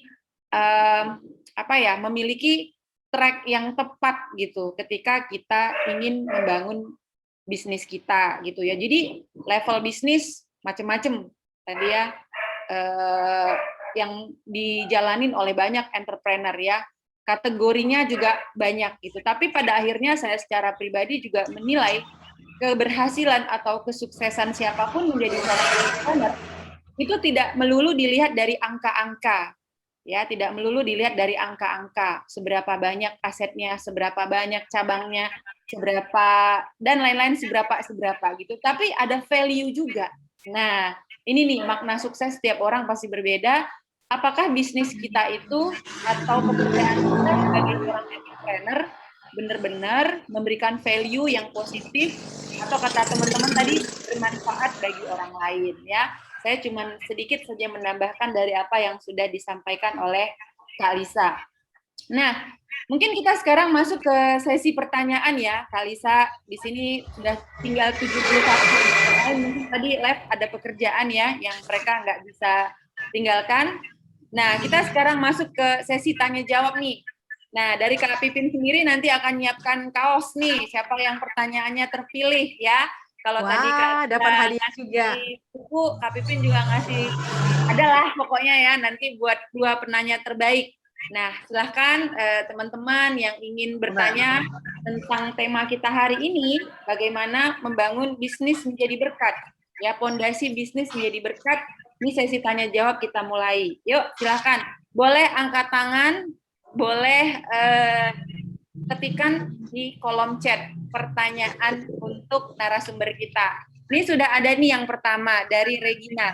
Bagaimana sistem budgeting untuk marketing? Apakah ada cara menekan budget untuk marketing? Apakah door-to-door marketing masih efektif untuk zaman sekarang? Langsung aja ya dijawab ya, Kak Lisa. Ya, boleh. Terima kasih Kak Pinpin dan terima kasih Regina. Halo Regina, selamat sore. Ini tadi dari angkat tangan, tapi mungkin saya jawab dulu punya Regina ya. Pertanyaan Regina, apakah door marketing sekarang masih jalan? Kalau Regina tanya kepada saya, mungkin saya akan mengatakan kurang efektif dan akan kurang maksimal. Karena kenapa, Regina? Hal yang mungkin kita perhatikan itu adalah kalau kita door to door, berarti kan kita membutuhkan satu manusia ini masuk ke satu-satu tempat.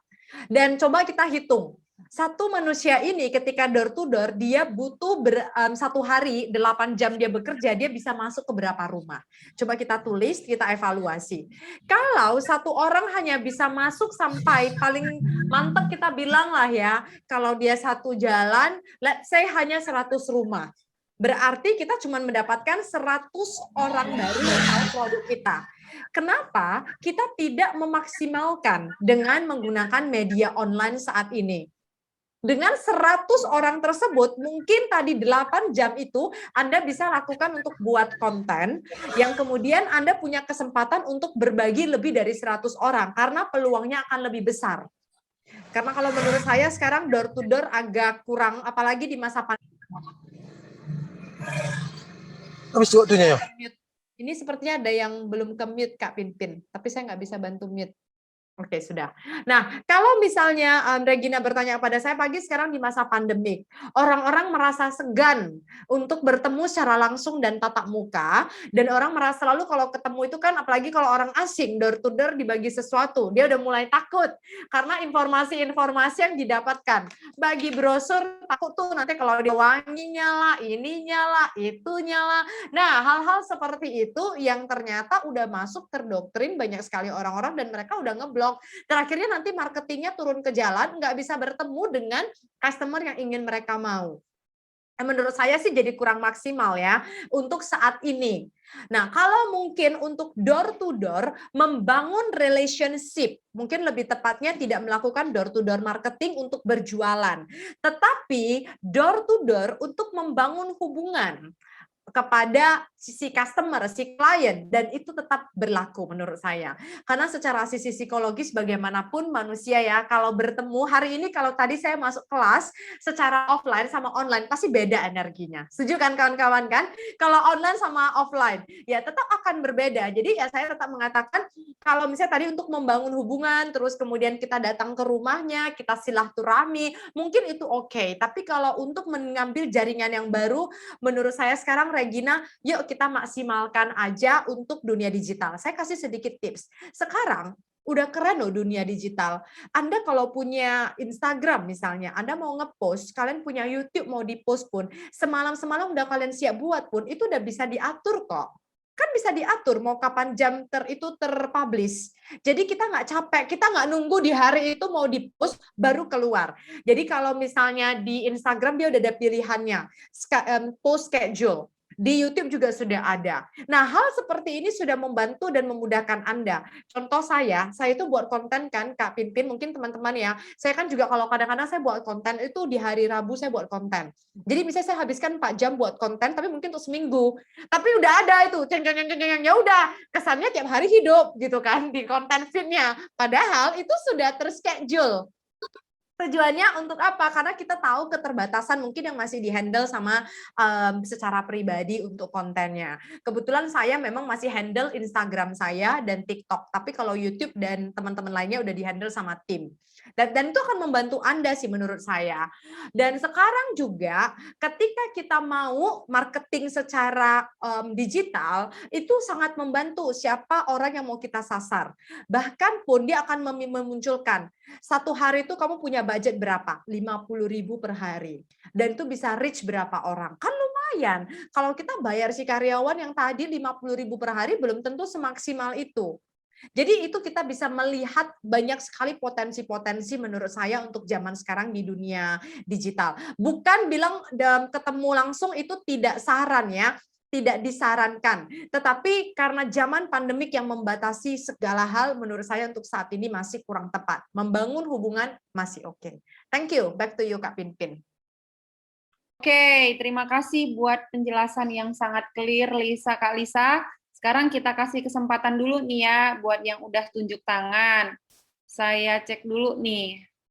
Oke, nggak tahu nih yang mana di luar, tapi saya sebut nama dulu ya, random. Coba LK, silahkan LK. Buka videonya.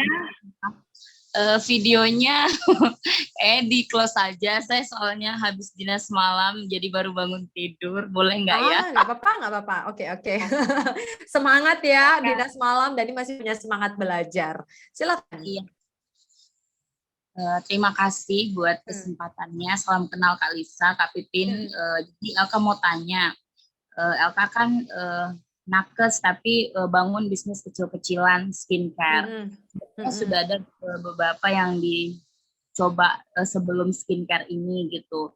Nah, sistem bisnis skincare ini adalah kita itu sebenarnya reseller, distributornya itu artis gitu kan.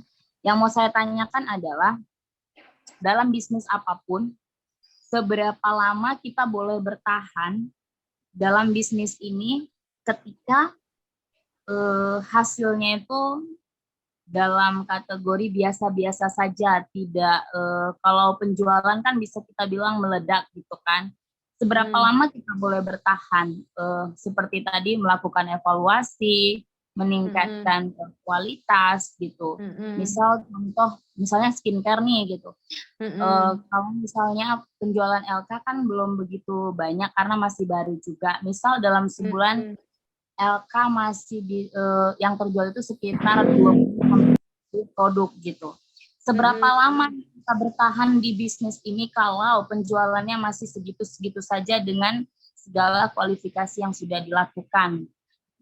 Maksudnya LK tahu juga nih udah waktunya lirik yang lain gitu, atau nah itu dia mungkin Kak Lisa dan Kak Pipin sudah get it. Thank you. Oke, Kak Pipin saya langsung jawab ya. Oke, siap Kak Pipin, saya bantu jawab ya.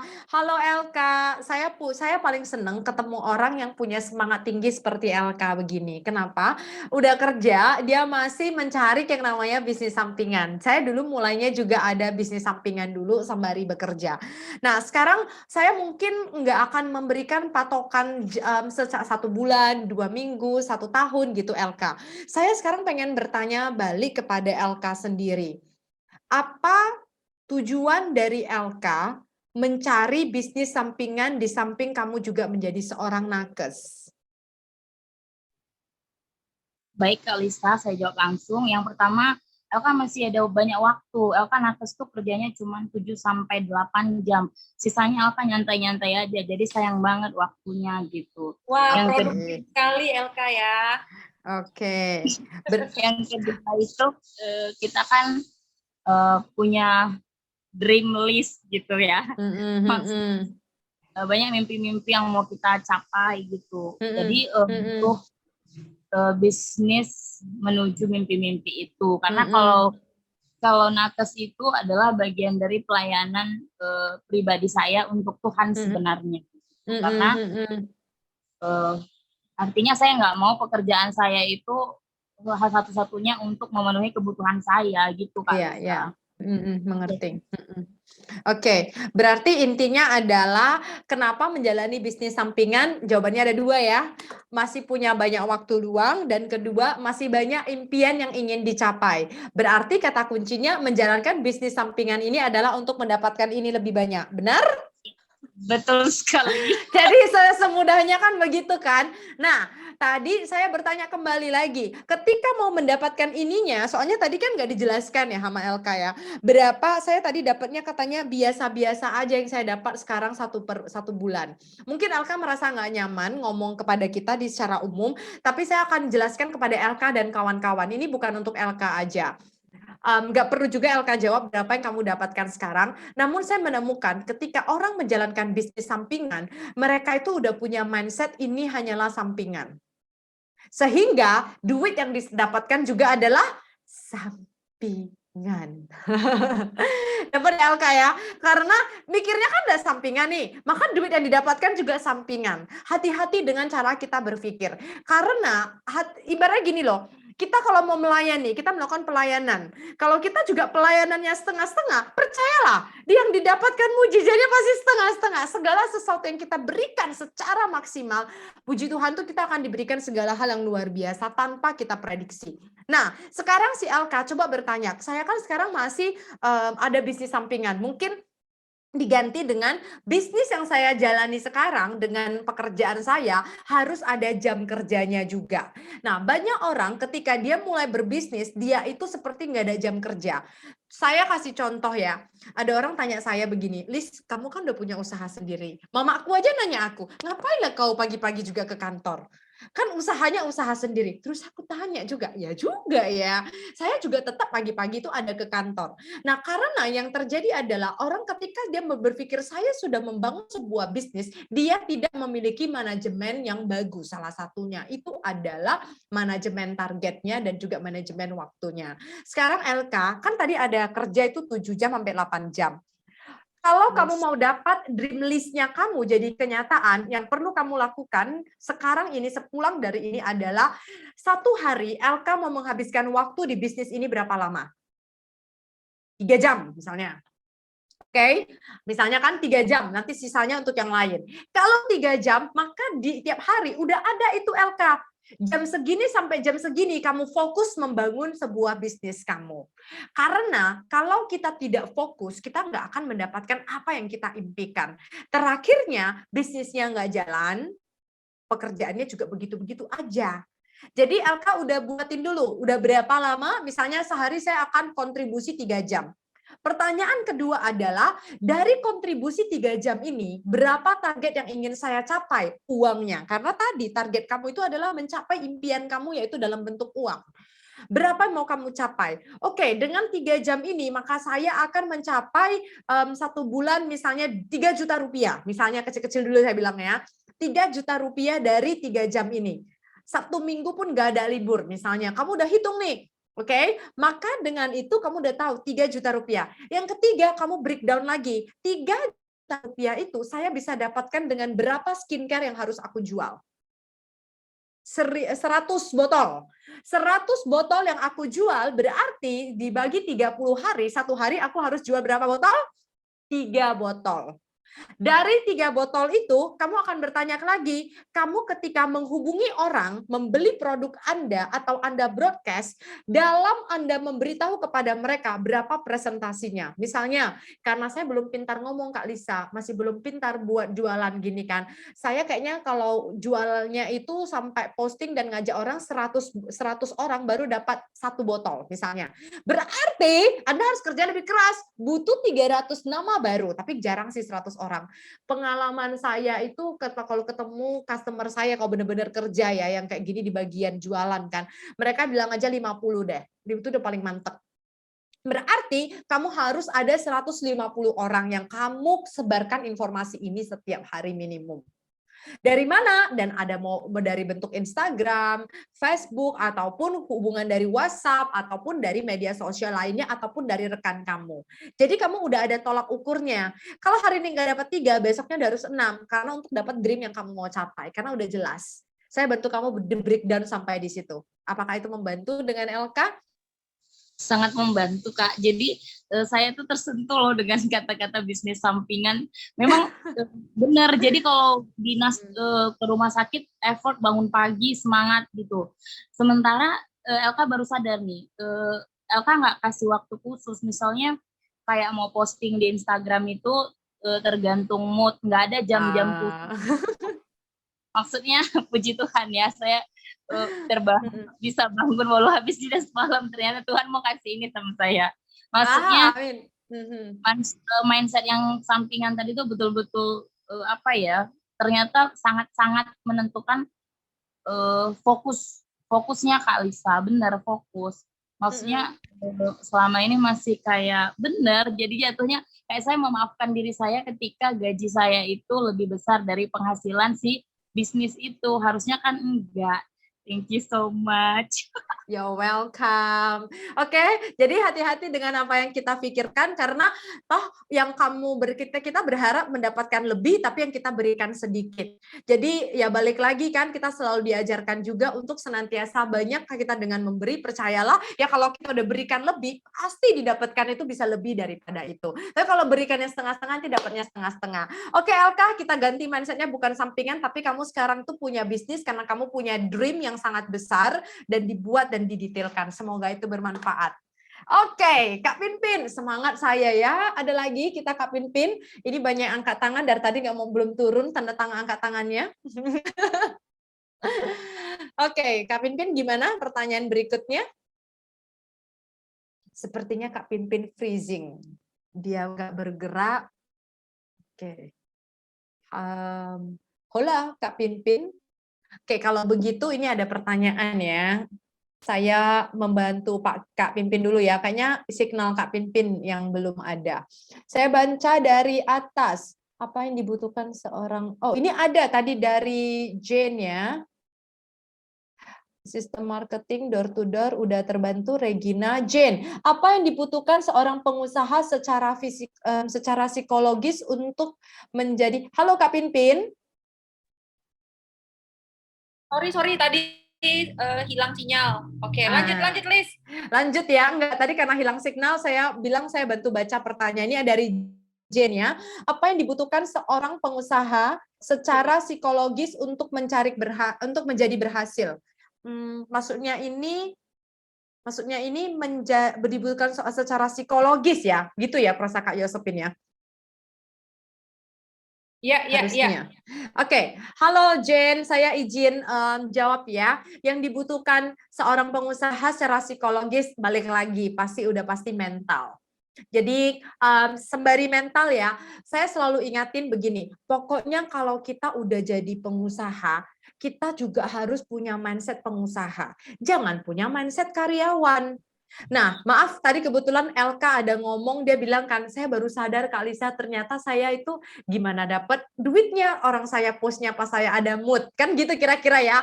Nah, ketika kita udah mau jadi seorang pengusaha, kadang-kadang kita nggak sadar, kita masih menggunakan mental karyawan. Menjadi pengusaha, saya jujur aja sih, saya kalau ingat ya, kalau disuruh milih ya kan Kak Pinpin kita dulu kalau kita jadi karyawan waktu masa pandemik, saya rasa mungkin kita nggak sestres jadi bos. Setuju Kak Pinpin ya? Ya Allah Tuhanku, stresnya itu kayak aduh gimana ya Tuhan, kita yang harus bayar gaji karyawan kan gitu kan? Bayar gaji karyawan, omset itu dari di bulan. Bayangkan saya baru pindah gedung baru, saya harus mikirkan mereka punya gaji itu bagaimana. Ya puji Tuhan, memang kita tetap kita nggak mecat ya, mereka tetap kerja dengan kita dan mereka juga mengerti dengan kondisi.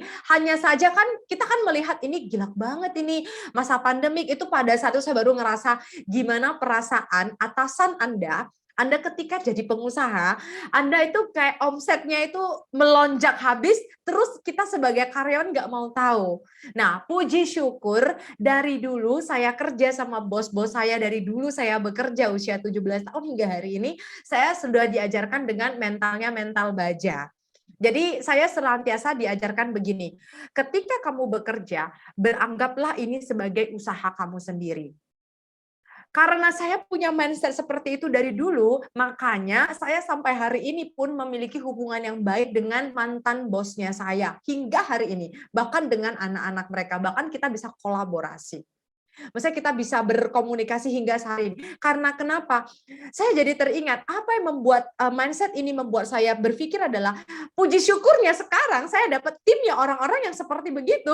Orang-orang yang juga saya selalu katakan, kalau kita namanya menjadi pengusaha maupun kita menjadi karyawan, kita harus lakukan dengan hati. Secara psikologis, secara mental kita harus kuat. Karena di dalam hidup kita 2/3 waktu kita sudah kita lakukan untuk duniawi ini tanpa kita sadari. Anggap sepertiganya itu makan tidur kan, 2/3 kan kita udah kerja lah, kita udah bisnis lah.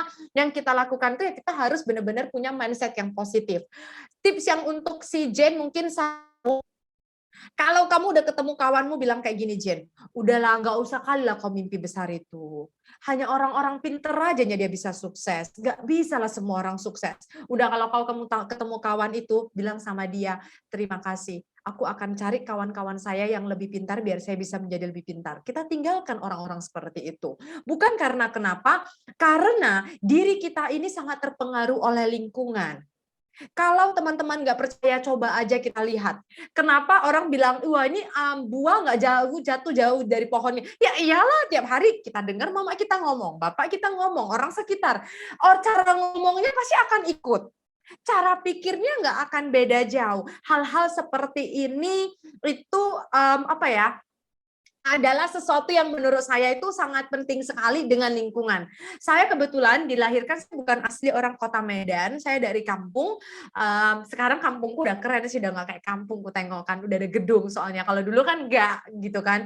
Nah, tapi yang satu hal yang kulihat tuh adalah bersyukurnya itu saya nggak akan lupa Pak Raden Sulaiman Purba. Dia adalah kepala sekolah saya, yang nggak akan saya lupa. Dia yang tahu cita-cita saya itu tinggi kali, dan dia mengatakan kalau kita punya cita-cita yang lebih tinggi ya kita berada di lingkungan yang mungkin akan memberikan kita dukungan, dan nggak perlu malu belajar. Saya itu nggak pinter loh bahasa Inggris dan semuanya. Saya beranikan cari beasiswa, saya beranikan cari di kota Medan, dan puji syukur saya beranikan diri saya berada di lingkungan-lingkungan orang yang luar biasa. Karena saya selalu diajarkan, at least saya kecipratan pinternya, at least saya kecipratan hokinya.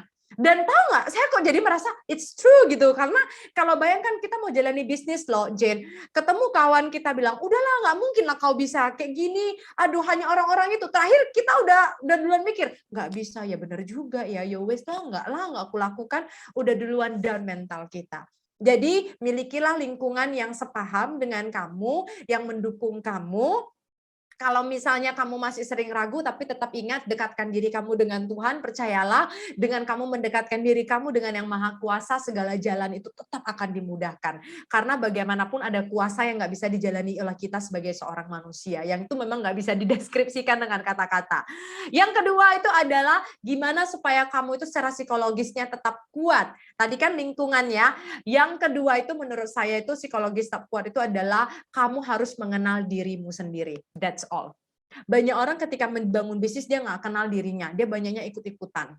Terakhir dia punya duit ini udah disimpan tabungannya. Yuk bisnis ini yuk Kak pimpin gitu. Yuk jalanin. Terus kawannya itu memang bapak mamanya ada banyak duit. Dia nggak tahu kita mau bisnis ini sampai jeripaya tabungan dikeluarkan. Orang mau berhenti kau butuh pikir panjang gitu kan. Ya ampun Tuhan, dia harus udah berhenti bisnis ini. Saya gimana kembanginnya? Nah, maka dengan itu kita harus kenal diri kita. Dengan kita mengenal diri kita, kemampuan kita di mana, kekurangan kita terus tambal, kita pelajarin. Maka dengan itu jangan pernah berhenti belajar. Oke, mungkin dengan dua ini Jen, semoga mental kamu bisa semakin kuat. Oke, Jen. Keren banget Kak Lisa. Pasti Panjang semua yang kali mendengar kalau Kak aku Lisa jawab. sore hari ini makin semangat ya, makin nggak sabar gitu ya.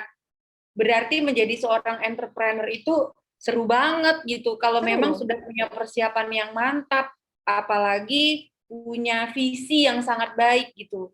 Nah, saya jadi ingat dulu ya, ada seorang temen gitu kan mengingatkan saya untuk membangun usaha itu harus punya visi. Nah, bukan cuman visi itu ternyata bukan bahasa yang umum dipakai dalam perusahaan saja, tapi setiap orang harus punya visi gitu. Nah, kenapa kita ingin menjadi seorang entrepreneur? Kenapa kita ingin menjadi misalnya seorang pendeta? Kenapa kita mau menjadi seorang guru, dosen dan seterusnya? Itu pasti karena ada visi, ya kan? Nah, ketika kita sudah pegang teguh visi kita, turunannya itu kita punya strategi. Gimana nih untuk mewujudkan visi tersebut? Langkah-langkah apa yang harus kita lakukan? Persiapan apa yang harus kita miliki dan seterusnya. Setelah strategi, kita harus punya kemampuan teknis. Jadi misalnya bangun bisnis nggak harus lulusan ekonomi, ya kan? Bangun bisnis nggak mesti lulusan lulusan yang relevan gitu dengan bisnisnya. Karena pada saat kita mau membangun bisnis dan ingin memiliki keterampilan, itu yang pertama memang harus sesuai dengan passion kita, dan habis itu ya kita belajar gitu. anak teknik elektro ketika dia mau bangun bisnis, dia juga tetap harus belajar bagaimana membuat laporan keuangan, minimal membaca laporan keuangan gitu kan, bagaimana menerapkan ilmu pemasaran baik secara online, baik secara offline, bagaimana memiliki kemampuan komunikasi yang baik. Jadi teknis-teknis itu ya memang juga harus dipersiapkan oleh entrepreneur. Makanya kalau jadi entrepreneur itu teman-teman itu jangan mikirnya jualan aja gitu. Ternyata jadi entrepreneur itu memang kita mesti jadi serba bisa gitu ya. Biar bisnis atau pekerjaan yang mau kita kembangkan itu luar biasa. Nah itu ya banyak banget tadi masukan dari Kak Alisa untuk memotivasi kita yang kepingin menjadi entrepreneur atau yang sudah menjadi entrepreneur ingin meningkatkan skala usahanya. Nah, karena waktu kita nggak banyak lagi, ini Kak Lisa, kita punya satu pertanyaan lagi. Kita kasih satu kesempatan lagi ya. Buat ini dia nanya, kayak angkat tangan juga, ngetik juga. Nih mana nih, Bang Abdi, boleh dibacain aja nih pertanyaannya. Tolong dibuka videonya Bang Abdi. Nih Bang Abdi sudah muncul. Silakan Bang Abdi. Boleh langsung aja sampaikan pertanyaannya kepada Kak Lisa. Iya Kak, ini kan ada 2 pertanyaan sih. Yang pertama kan, ini kan saya sudah 2 tahun nih menjalani usaha retail kan. Terus saya punya karyawan, ada beberapa ya, ada 5 karyawan. Kira-kira gimana sih supaya ngembangin kemampuan karyawan kita semua gitu. Supaya karyawan itu kerjanya pun baik, dan juga kita nggak sia-sia mempekerjakan mereka. Terus kan saya juga orangnya kurang tegas gitu kan, kayak menjaga hati gitu. Kira-kira apa yang harus saya lakukan sehingga karyawan saya juga menghormati saya sebagai pemimpin. Terus yang kedua, saya kan juga saya juga buka usaha nih kan. Pastinya kalau misalnya kita buka usaha pasti punya pesaing yang sejenis juga dengan usaha kita kan.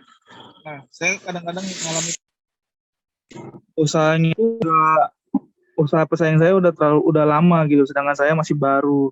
Kira-kira apa yang harus saya lakukan supaya usaha saya bisa berkembang juga meskipun pesaing saya udah lama gitu. Itu sih Kak. Oke, saya izin langsung jawab ya. Halo Mas Abdi, yes. Thank you, langsung diborong 2. Saya sharing ya, mungkin pertanyaan yang pertama, kebetulan saya bergerak di bidang training dan pertanyaan ini paling sering gitu. Apalagi ketakutan kita itu, aduh takut nanti mereka sakit hati. Mereka, karena kan nggak tegas ya, mungkin kata Mas Abdi di sini yang nggak enak kan mau negurnya, apalagi kalau udah deket sama karyawan. Nah, sekarang saya mau nanya kepada Mas Abdi sendiri. Kalau misalnya ada di dalam Mas Abdi itu punya berapa karyawan totalnya? 6 Kak. 6 ya, berarti di bawah kamu itu langsung 6. Dan itu berarti langsung di bawah manajemennya Bang Abdi langsung ya? Iya benar. Nah, kebetulan thank you banget Bang Abdi. Dulu awal mula saya bangun rintis usaha saya juga saya yang turun tangan bertemu langsung dengan bawahan kita. Nah, tapi nanti kalau seiring berjalannya waktu mungkin kalau Mas Abdi udah berkembang sekali mungkin kalau ada nanti manajer aja. Jadi ada satu layer sehingga Mas Abdi akan bisa menggunakan kamu punya otak, kamu punya tenaga untuk membuat usaha retail itu semakin berkembang lagi. Supaya nggak hanya di situ gitu kan. Nah, tapi karena sekarang kondisinya adalah kamu yang turun di lapangan secara langsung, hal yang mungkin akan ditanya adalah dari saya kepada Mas Abdi, tapi ini nggak perlu dijawab, coba tanya kepada diri sendiri. Pernah nggak sih saya beritahu kepada karyawan saya apa yang saya harapkan dari mereka? Nah, pernah nggak kasih tahu kepada mereka apa yang saya harapkan dari mereka? Karena kebanyakan ketika kita merasakan mereka itu tidak memaksimalkan kemampuannya, bagaimana kita bisa meminta mereka memaksimalkan? Pertanyaannya adalah apakah saya pernah memberitahu kepada mereka apa yang ingin saya harapkan dari mereka dan yang harus mereka capai? Karena banyak sekali juga saya menemukan teman-teman saya, mereka tidak pernah menceritakan apa visi dan misi yang akan mereka dapatkan ketika si karyawan itu bekerja bersama dengan Bang Abdi. Jadi hal yang sangat diperhatikan itu adalah pertama, saya harus mengkomunikasikan apa future plan dari perusahaan Bang Abdi. Sekarang bangun retail. Oke, apakah Bang Abdi sendiri retailnya ini mau dibangun sampai di mana? Ini harus dikomunikasikan harapannya. Karena kenapa? Karena Bang Abdi, contohnya kalau dengan karyawan saya selalu bilang begini. Ibaratnya saya adalah nakodanya, perusahaan saya adalah kapalnya, mereka bersama-sama dengan saya berlayar. Kalau mereka tidak satu jalan dan satu arah dengan saya, maka di dalam perjalanan pelayaran tersebut tidak akan semulus itu. Lebih baik saya turunkan orang yang tidak sejalan dan sepaham, biar ada orang lain yang bisa barengan naik kapal biar tujuannya biar sampai. Jadi kalau ditanya apa tujuan yang ingin digapai, sekarang Bang Abdi harus kasih tahu ke mereka. Contoh misalnya Bang Abdi adalah perusahaan retail. Kita harus menjadi perusahaan retail di daerah kita itu adalah perusahaan retail yang dikenal dengan ramah tamahnya misalnya. Oke? Dan itu yang berarti mereka tahu di sini fokusnya dari kita itu adalah kita harus melayani dengan pelayanan. Ramah tamah kepada semua orang yang datang kemari. Kita nggak melihat dulu ada berapa pelanggan. Tetapi ramah tamah itu adalah menjadi kata kunci. Saya pengen semua orang karyawan di sini itu adalah ramah tamahnya. Jadi kamu udah melihat mereka itu akan memaksimalkan sesuai harapan kamu, Bang Abdi. Jadi ibaratnya kita kalau mau ekspektasi sesuatu kita kasih tahu ke mereka. Kalau kita nggak kasih tahu mereka nggak akan tahu. Oke, Bang. Jadi yang kedua itu adalah coba maksimalkan ada nggak namanya Key Performance Indicator, KPI. Jadi dengan adanya KPI ini, Bang Abdi akan terbantu sekali nih. Contoh, karyawan A. Contoh namanya adalah Lisa. Lisa dalam 1 bulan kamu harus mampu menyelesaikan ini. Oke? Kalau Bang Abdi kan orangnya nggak enakan juga, saya juga orangnya nggak enakan. Nanti saya udah buat list ini, saya akan tanya, oke, dalam 1 bulan ini apa yang sudah kamu lakukan? Kenapa ini tidak capai? Dan kalau misalnya ini tidak capai lagi, apa yang harus saya lakukan? Saya biasa bisa tanya begitu lagi, Bang Abdi. Sampai staf saya pernah bilang, kalau saya ulangi ini lagi, Miss, maka saya akan di SP. Ada yang pernah bilang, kalau saya ulangi ini lagi, saya bersedia dipotong gaji. Itu bukan dari saya. Tapi saya tanya kepada mereka, kalau ini kamu lakukan lagi, apa yang harus saya lakukan? Jadi dia akan bisa menjawab sendiri. Itu mungkin akan membantu dengan ada tulisan Key Performance Indicator itu adalah alat ukurnya. Mungkin itu kan ada perhitungannya, Mas Abdi buat aja yang sederhana aja dulu. Si Lisa 1 bulan bisa ini, si ini bisa ini, si ini bisa ini gitu. 6 orang karyawannya dijelaskan. Ini ya nak yang mau saya harapkan, itu namanya key performance-nya. Yang ketiga, Bang Abdi kan masih kecil nih, 6 orang ya, masih kecil bisa handle lah. Nanti kalau udah 10, 15, kalau 6 orang udah bisa handle, percayalah 20 orang pun kamu bisa handle, Bang. Karena hal yang paling sulit itu justru menghandle orang. Kalau udah bisa menghandle hal kecil, dia udah pasti bisa menghandle hal besar. Hal besar belum tentu bisa menghandle hal kecil. Nah, jadi Bang Abdi harus memastikan ketika pagi hari mungkin bisa melakukan namanya morning briefing. Itu bisa dilakukan untuk usaha kecil. Oke, jadi pagi udah buka toko, udah buka usaha. Coba Lisa, hari ini perencanaan kamu apa nak? Supaya kamu nggak kesel nanti Bang Abdi kok kerjanya nggak selesai. Aku rencananya hari ini Bang. Ini. Indah, Ani, ini. Jadi ditanya, dengan itu kamu akan mendapatkan solusi. Mungkin untuk biar bisa mengukurnya. Bisa mengatur dengan baik. Oke Bang Abdi, yang pertama kasih tahu mereka visi misinya supaya mereka tahu satu kapal dengan kamu. Yang kedua dibuat alat ukur per orangnya, jadi mereka tahu apa yang mau mereka capai sesuai ekspektasi Abang. Yang ketiga boleh dilakukan harian morning briefing, di saat itu juga Abang bisa terus evaluasi bisnis Abang dan mendengarkan dari mereka secara langsung. Semoga membantu. Pertanyaan kedua saya bantu jawab ya. Teman-teman yang saya jawab untuk Bang Abdi sebenarnya bisa diaplikasikan juga untuk bersama. Semoga membantu. Saya ini memiliki usaha retail, pastinya kita memiliki pesaing. Oke, gimana dengan pesaing ya?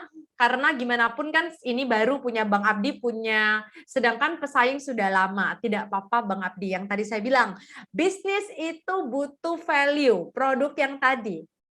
Nilai apa yang mau diberikan dari Bang Abdi kepada mereka? Coba lihat dari pesaing Anda. Oh ya, tapi selain dari lihat pesaing, salah satu mentor saya pernah baca buku, saya lupa buku apa, kata-katanya seperti ini. Terkadang kita bangun bisnis, kita terlalu fokus kepada kompetitor kita sehingga kita lupa dengan customer kita. So, apa yang perlu dilakukan adalah fokus kepada customer abang. Walaupun customer abang sekarang cuma ada 100 per hari, fokus 100 itu diberikan yang terbaik. Nanti 100 ini merasakan yang terbaik, dia akan bilang kepada orang lain dan abang akan dapat 200, 300 dan berkelipatan. Karena kenapa bang? Saya kasih contoh bisnis training center saya. Mungkin Kak Pimpin tahu ya, bisnis saya ini adalah pesaing misalnya ABC dengan nama yang lain awalnya. Dulunya saya juga sering, oh yang ini ya. Kadang-kadang dengarnya ada sedikit sedih sih awalnya gitu. Tapi saya teringat adalah aku fokus kepada customer yang sudah ada. Saya berikan yang terbaik. Karena terkadang kita terlalu fokus dengan yang kompetitor, kita lupa kita punya banyak sekali nilai tambah yang mungkin belum tentu dimiliki oleh orang lain, Bang. Jadi coba abang fokus kepada customer abang yang sekarang, dilayani dengan baik, tanya feedback mereka apa yang kurang, dari situ abang terus upgrade. Maka suatu hari abang juga bisa dilirik. Tanpa kita menjelekkan orang lain, tanpa kita mengurangi rezeki orang lain, karena kita fokus dengan yang sudah ada. Mungkin itu akan membantu sih menurut saya. Fokus to your customer dulu sekarang. Caranya itu adalah nanya feedback. Mereka udah datang kan Bang belanja, tanya feedbacknya. Abang evaluasi, inovasi lagi, lakukan itu berulang, maka pasti bisa mendapatkan satu nilai poin yang bagus untuk usaha Abang Abdi. Semoga membantu. Wah, Thank you, gimana Bang Abdi? Makin semangat kan setelah dapat jawaban dari Kak Lisa. Ya, memang saya juga melalui masa-masa itu sih ya, artinya menjalankan usaha itu kadang seperti yang saya pikirkan aja udah cukup gitu. Kadang ketika ketemu masalah, saya merasa pasarnya jadi semakin sempit, ya kan? Wah, jadi fokusnya itu udah berantakan gitu. Loh kok jadi nggak memikirkan strategi atau inovasi yang lain yang membuat produk kita bisa kompetitif atau bersaing atau berkembang dengan lebih baik lagi. Jadi di situ kadang memang datang ya problem-problem membuat kita jadi ketakutan gitu, apa bisnis kita nanti tutup, apa bisnis kita masih bisa bertahan, apa bisnis ini akan menguntungkan gitu. Nah, tetapi jikalau kita memang memiliki kebiasaan untuk evaluasi, ini juga jadi satu hal yang sangat baik ya buat para entrepreneur. Jadi kita bisa melihat di mana kekurangan dan hal-hal yang lain yang mungkin perlu kita perbaiki untuk meningkatkan kualitas bisnis kita. Jadi kayaknya waktunya ini nggak cukup ya, Kak Lisa, kalau kita harus membedah banyak sekali masalah yang berhubungan dengan kewirausahaan. Dan bagi semua audiens kami siang hari ini, nah ini Serenity juga lahir sebenarnya diinisiasi oleh founder kami, Bibi Kristiani Ginting, itu untuk menyelesaikan masalah banyak orang gitu ya, terkait kewirausahaan, terkait pertanian, terkait kesejahteraan psikologi, dan banyak. Jadi kalau nanti teman-teman mau melihat informasi tentang bagaimana meningkatkan kualitas pekerjaannya, khususnya entrepreneur, itu bidang saya, nanti teman-teman bisa lihat di website kita ya, di Serenity Rumah Motivasi, di channel YouTube kita juga ada ya. Jadi teman-teman juga bisa tetap serenityrumahmotivasi.org ya, itu juga channel YouTube kita. Dan teman-teman juga kalau misalnya mau diskusi, karena waktu di sini kan cukup sempit ya, kalau kita mau membahas lebih banyak lagi persoalan maupun tantangan dalam membangun produk kita dari aspek UMKM, dari aspek digitalisasi, nanti kita bisa diskusi lebih intens lagi atau lebih lebih khusus lagi melalui Serenity Rumah Motivasi dan Inspirasi. Nah, Kak Lisa, terima kasih ya buat waktu, buat semangatnya, buat pengetahuan dan pengalamannya juga yang sudah dibagikan kepada kita sore hari ini. Dan teman-teman, nanti kalau misalnya ada yang ingin berkomunikasi atau melanjutkan diskusi dengan Kak Lisa, masih bisa kan Kak Lisa di luar dari webinar ini? Bisa banget ya. Kak Lisa orangnya baik, memang dia very welcome untuk siapapun yang mau sama-sama bertumbuh ya. Nah, mungkin untuk terakhir Kak Lisa, mungkin untuk ini ada audiens Yuriandi, Wahyu, nanti kalau misalnya mau nanya langsung aja nih ke Kak Lisa.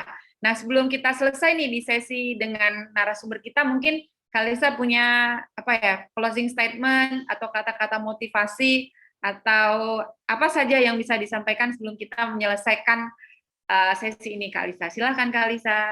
Baik, terima kasih Kak Pimpin. Untuk teman-teman semuanya, thank you banget di sore hari yang bahagia dan cerah ini. Mungkin saya cuma mengingatkan, di dalam apapun yang kita lakukan, tetap ingat bahwasannya fondasi bisnis yang menjadi berkat itu adalah bisnis yang memiliki nilai yang Anda bisa berikan untuk diri Anda dan untuk orang lain, dan juga bisnis yang memiliki manfaat untuk diri Anda dan juga orang lain.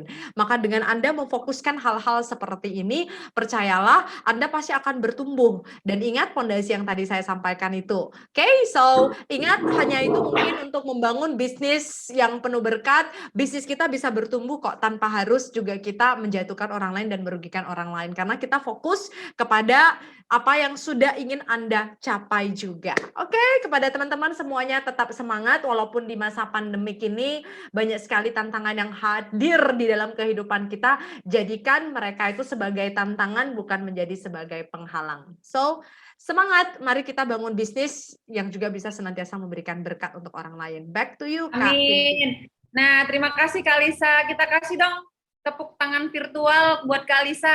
Nih. Yeay, thank you, Kak Yosopin. Keren. Oke, dengan demikian sesi untuk berbagi dari Kak Lisa sudah selesai. Kami kembalikan lagi kepada host Bang Parasian. Silakan, Bang. Baik, terima kasih. Materi yang cukup inspiratif dari narasumber kita, Kak Lisa Zeng. Jadi memang benar, jika bisnis itu menjadi berkat, pasti bisnis itu akan berkembang. Dan cukup banyak materi yang sudah kita dapatkan pada sore hari ini, mulai dari fondasi bisnis, kemudian bagaimana bertahan dengan pesaing dan seterusnya.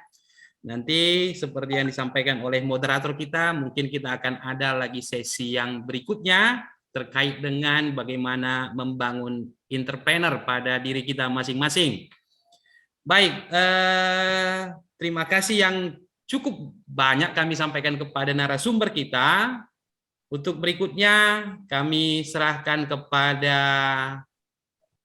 founder sekaligus owner Serenity, kepada Diaken Kristiani Ginting, kami persilahkan. Oke, terima kasih. Akhir kata dari Serenity hanya satu kata untuk Kak Lisa, luar biasa, ya. Thank you so much Lisa atas pengalamannya yang begitu menginspirasi kami Serenity juga semua audiens pada sore hari ini. Fondasi menjadi berkat. Fondasi bisnis menjadi berkat. Sangat banyak ilmu dan pengalaman yang kami terima pada sore hari ini, terutama untuk audiens adik-adik kami. Tentunya apa yang disampaikan oleh Ibu Lisa tadi, bahwa jangan takut, harus berani memulai, mengimplementasikan. Jadi tadi saya catat yang paling menarik ialah saat ini yang cepat memakan yang lambat. Nah, jadi adik-adik ini semua yang masih mau menjadi entrepreneur sukses ataupun sudah punya usaha, ini harus menjadi inspirasi bahwa kalau kita dalam tatanan hanya ide-ide aja, sekarang ini dengan adanya motivasi dari Kak Lisa tadi bahwa cepat berbuat supaya kita tidak dimakan, kira-kira seperti itu. Jadi sekali lagi kami menyampaikan terima kasih untuk Lisa dan juga moderator, juga host, dan semua para audiens yang bisa hadir pada sore ini.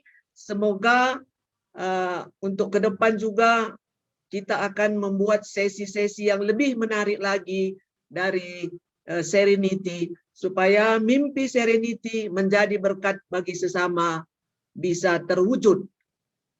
Selamat sore buat kita semua. Semoga kita bertemu di webinar yang lain dengan judul yang berbeda, tapi tetap oke. Ya. Dan saat ini kita akan menutup. Dengan demikian, dengan resmi kita tutup webinar kita, dan kita tutup dengan doa bersama. Mari kita sama-sama berdoa.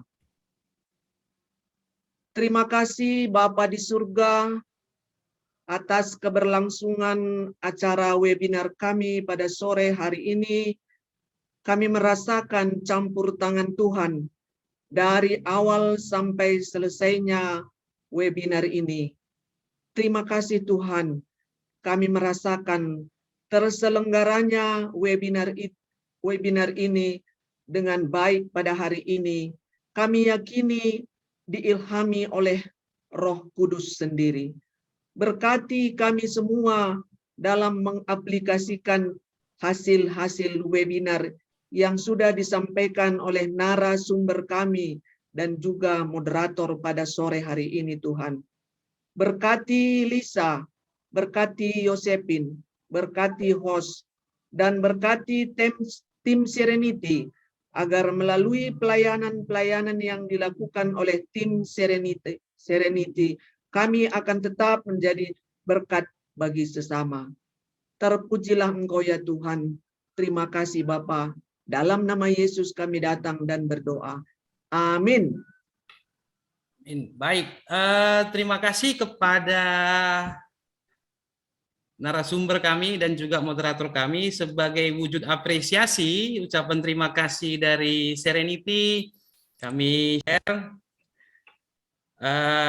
sebagai sertifikat ucapan terima kasih kepada narasumber kami, Lisa MMCTA, dan kemudian berikut juga kami berikan apresiasi kepada moderator kami, Yosepin Sembiring SEMSI.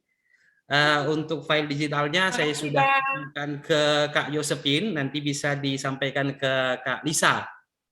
Siap. Terima kasih. Sebagai penutup acara, sebelum kita bubar, kita akan ada sesi foto. Maka saya minta kepada semua audiens yang ada pada ruang meeting ini untuk mengaktifkan kameranya. Baik, diaktifkan kameranya ya. Semua diaktifkan kameranya. Jadi jangan lupa juga kami sampaikan untuk mengunjungi website kami serenityrumahmotivasi.org. Di sana ada Facebook, Instagram, YouTube yang bisa Anda kunjungi. Jangan lupa channel YouTube untuk di-like dan subscribe. Mudah-mudahan seperti yang disampaikan owner maupun founder kita, kiranya Serenity benar-benar menjadi berkat bagi semua orang. Amin. Amin. Saya akan Thank you. dengan halaman pertama, senyum yang paling maksimal. 1, 2, 3, cheese.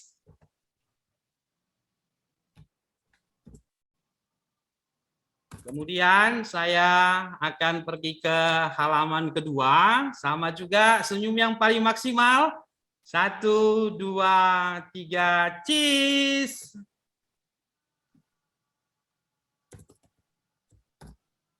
Next, yang terakhir saya pergi ke halaman yang ketiga.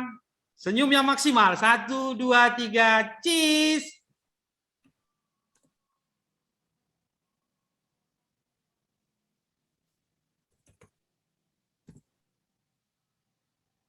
Baik, sekian untuk acara kita pada sore hari ini.